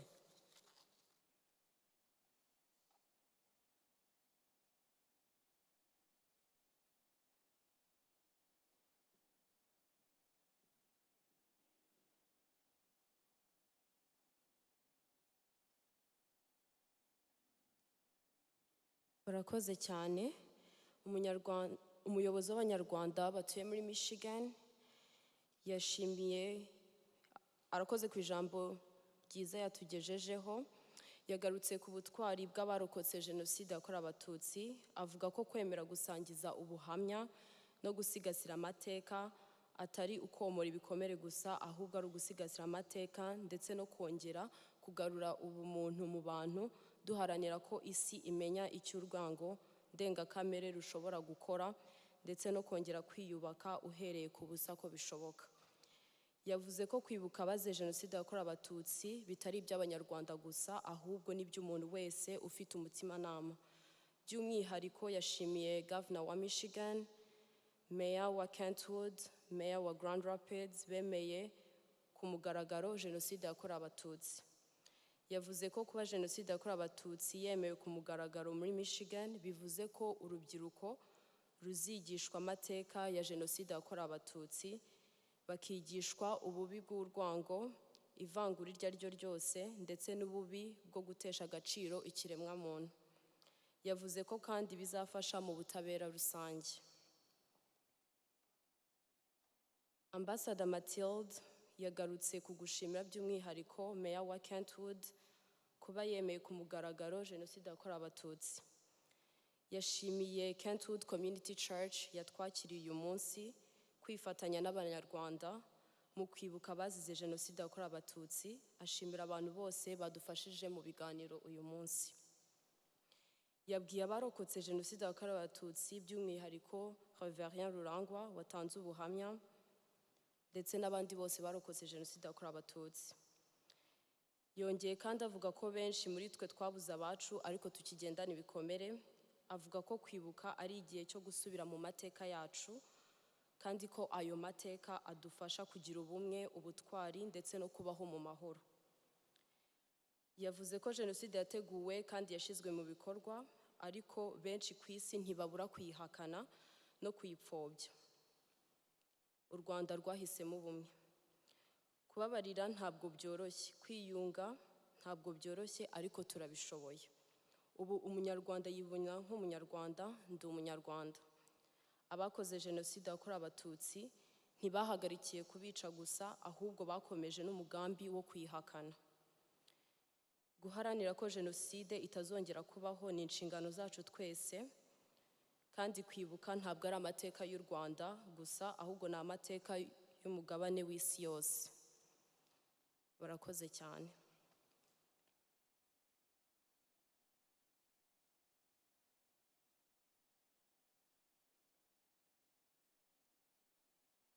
As we come close to this United States national commemoration of the 1994 genocide against the Tutsi, we do so with remembrance in our hearts and responsibility before us. We remember the lives that were lost, we honor the resilience of survivors, and we commit ourselves to truth, humanity, justice, and the prevention of genocide in its all forms. To offer our closing prayer and final reflection, I now invite the senior pastor of Kentwood Community Church, Pastor Vich. Thank you.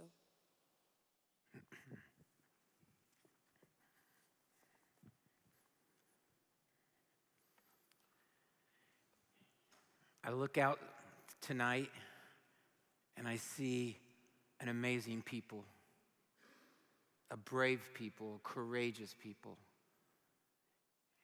And it's an honor to be able to be with you tonight, to hear your story and to not ever let it die.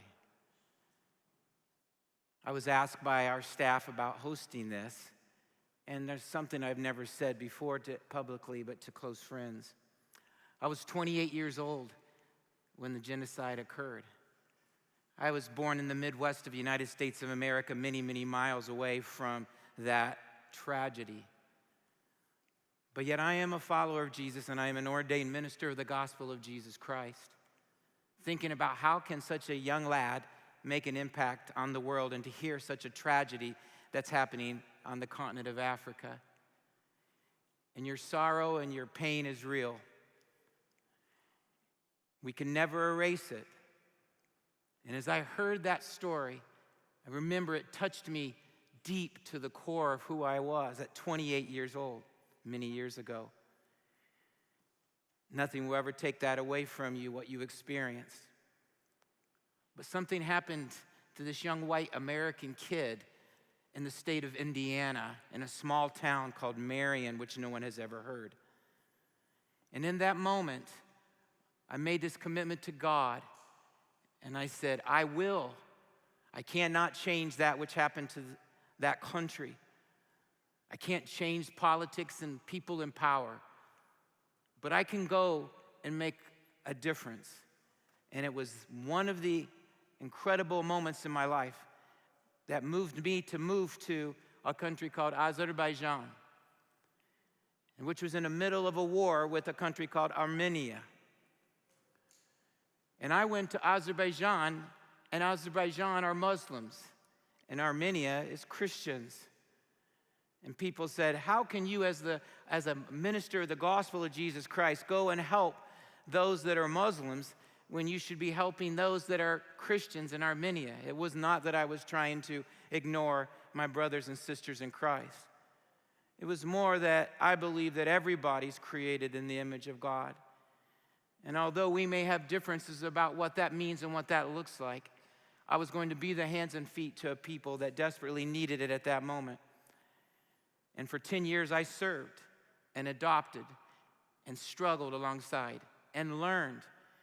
And it was in that experience that I don't know how much in 10 years that we were able to do, but we provided schools and computer literacy and English and food and all of those things that are necessary when you're in the middle of a war like that. I know it wasn't genocide, but death is death regardless of what you call it. And it's evil and it's satanic. There is one.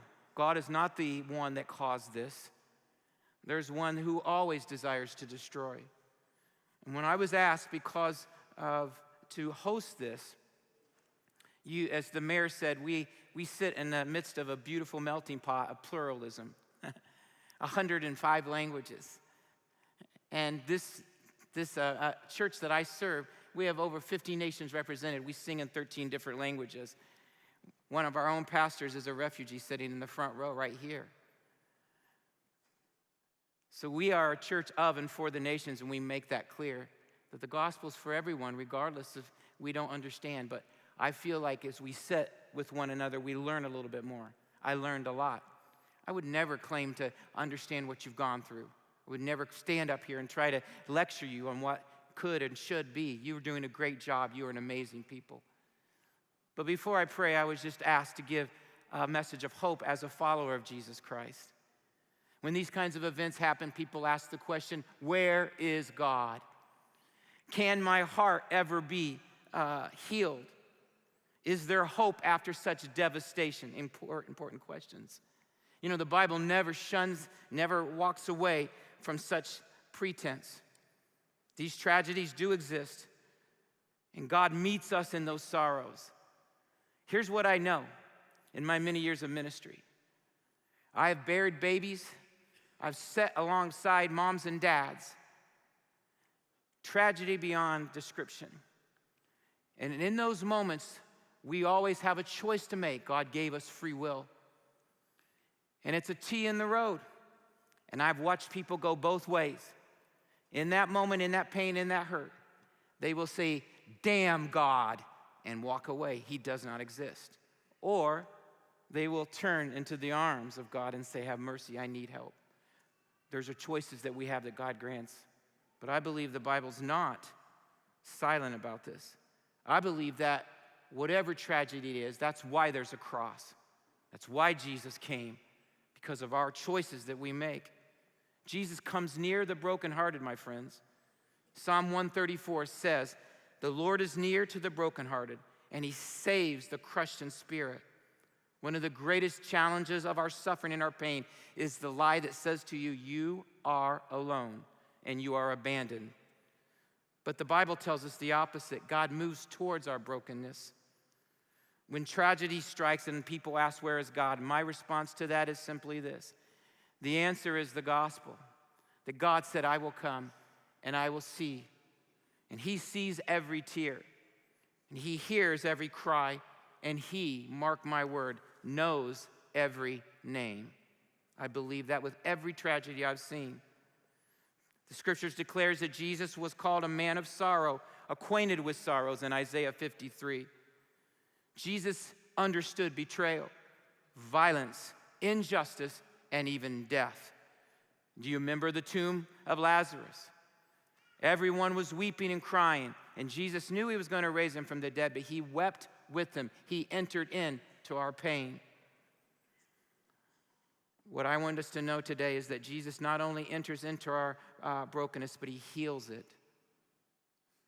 Psalm 147 says he heals the brokenhearted and he binds up their wound. This genocide has left wounds, emotional and spiritual. We are spiritual beings, whether we want to acknowledge it or not. Family wounds, national wounds, and generational wounds, as many of you articulated. Some are visible and some are hidden deep in our souls. You've done an incredible job with human efforts, with our policies, our justice, our reconciliation, meetings like this and gatherings like this, all essential. But I believe only Jesus heals the most deepest part of who we are in our heart, the heart issue. The gospel is the transformation. That's why the leadership asked me to conclude tonight. It means refusing to let evil have the final word. The resurrection of Jesus says death will not win. Hatred will not win. Darkness will not win, and evil will not win.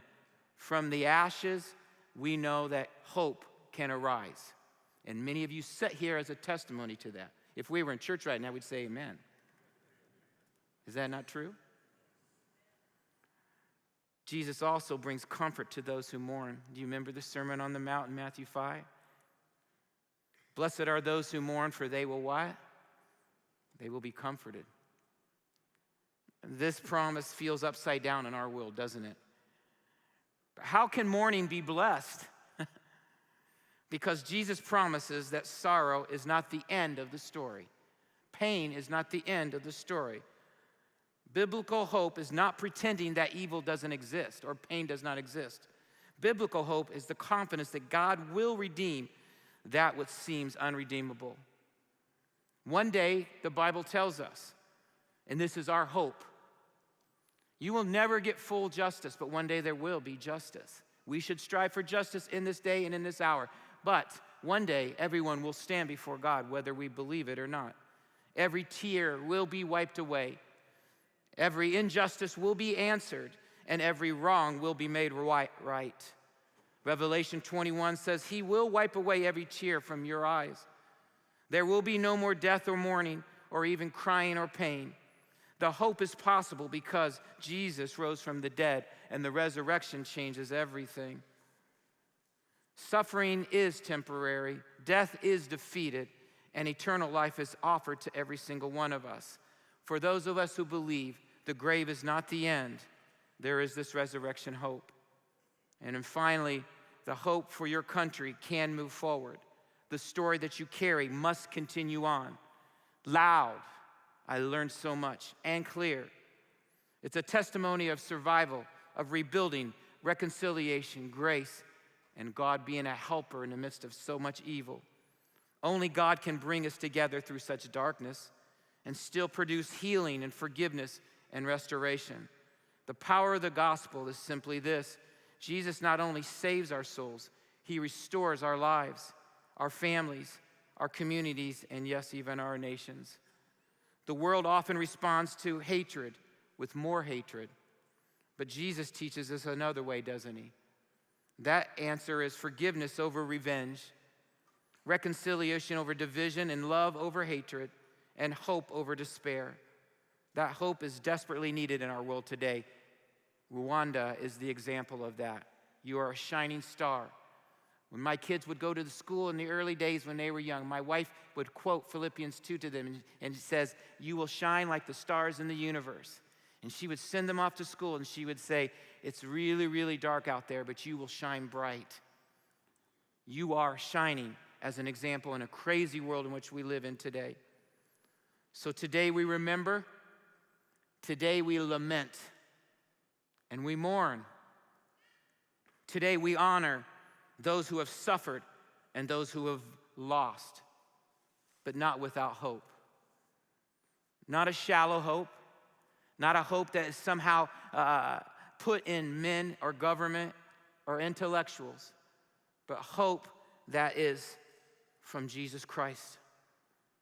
Jesus clearly said to each and every one of us, whether we believe it or not, He said, "I am the way, I am the truth, and I am the life. No one comes to the Father except through me." And so today, I ask you, where are you at? Because if there's one thing that suffering and pain does, is it makes us stop lying to ourselves. It causes us to tell the truth of where we really are. I'm not talking about tradition or going to church or being born in a Christian home. I'm talking about understanding what it is to have a relationship with God through Jesus Christ. And so, to you, before I pray, I want you to know that He is near, and He heals wounded hearts, and He comforts, and He has conquered the grave. The cross tells us that God loves us today. And you may think that's some off mystical thing, but I get a chance to have a front row seat, and I see it transform people's lives every single day from cultures all over the world. For that, I hold on to.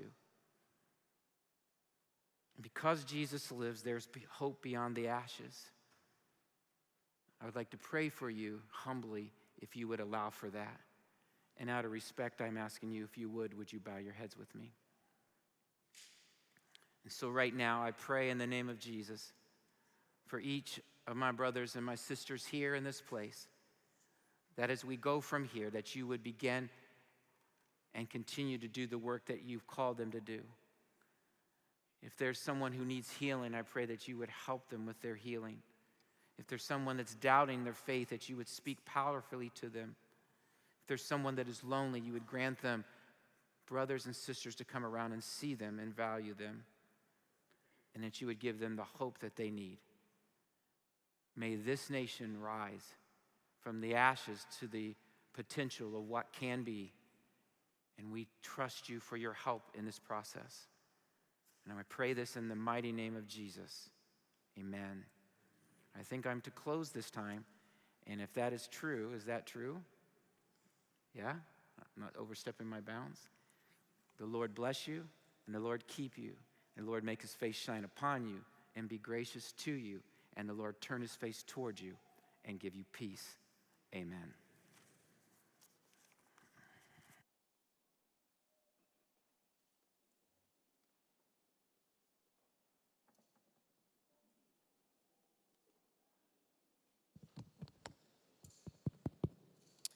Thank you so much, Pastor Vich. On behalf of organizers, I would like to sincerely thank all our distinguished guests, speakers, survivors, faith leaders, community members, volunteers, and all those who joined us today in remembrance and solidarity. Special thanks to Kentwood Community Church for hosting us. May we continue to carry forward the responsibility of memory with courage, dignity, and humanity. Mr. Reverend Rurangwa, who gave us a testimony, brought books which are in the lobby, and he's also available to sign them. Please support his organization. We also have other survivors' books, and some of those books' authors are also in the lobby. Parents who left their children at the daycare, the protocol team will guide you to the daycare room. Mu izina ry'abateguye iki gikorwa turashimira byimazeyo abashyitsi bose, abatanze ibiganiro, abarokotse, abayobozi b'amadini, abakoranabushake ndetse n'ababifatanyije natwe bose muri iki gikorwa cyo kwibuka ku nshuro ya 32 Genocide yakorewe Abatutsi mu 1994 hano muri Leta Zunze Ubumwe za Amerika. Kwibuka ntibirangirira aha, ariko dukomeze kuzirikana abazize Genocide yakorewe Abatutsi, tubaha icyubahiro bambuwe kandi dukomeza gusigasira amateka yabo. Ndakangurira buri wese gukomeza kurwanya ingengabitekerezo ya Genocide aho iva ikagera no kuba aho ijwi ry'ukuri.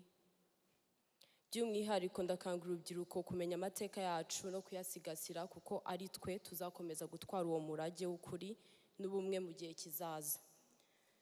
Reverend waduhaye ubuhamya yatuzaniye ibitabo, araza kuba ari muri lobby aho twinjiriye, ndetse dufite n'ibindi bitabo by'abarokotse Genocide yakorewe Abatutsi. Mukomere mwese, twibuke twiyubaka. Murakoze. Tâchons de faire que nos enfants aient raison d'espérer.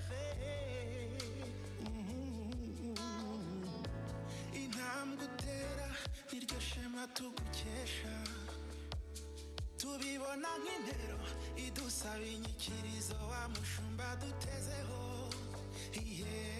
Urumuri dufite mu biganza byacu Rwanda, tuzarurinda icyarungabanya cyose, umwijima ntuzagaruka ukundi.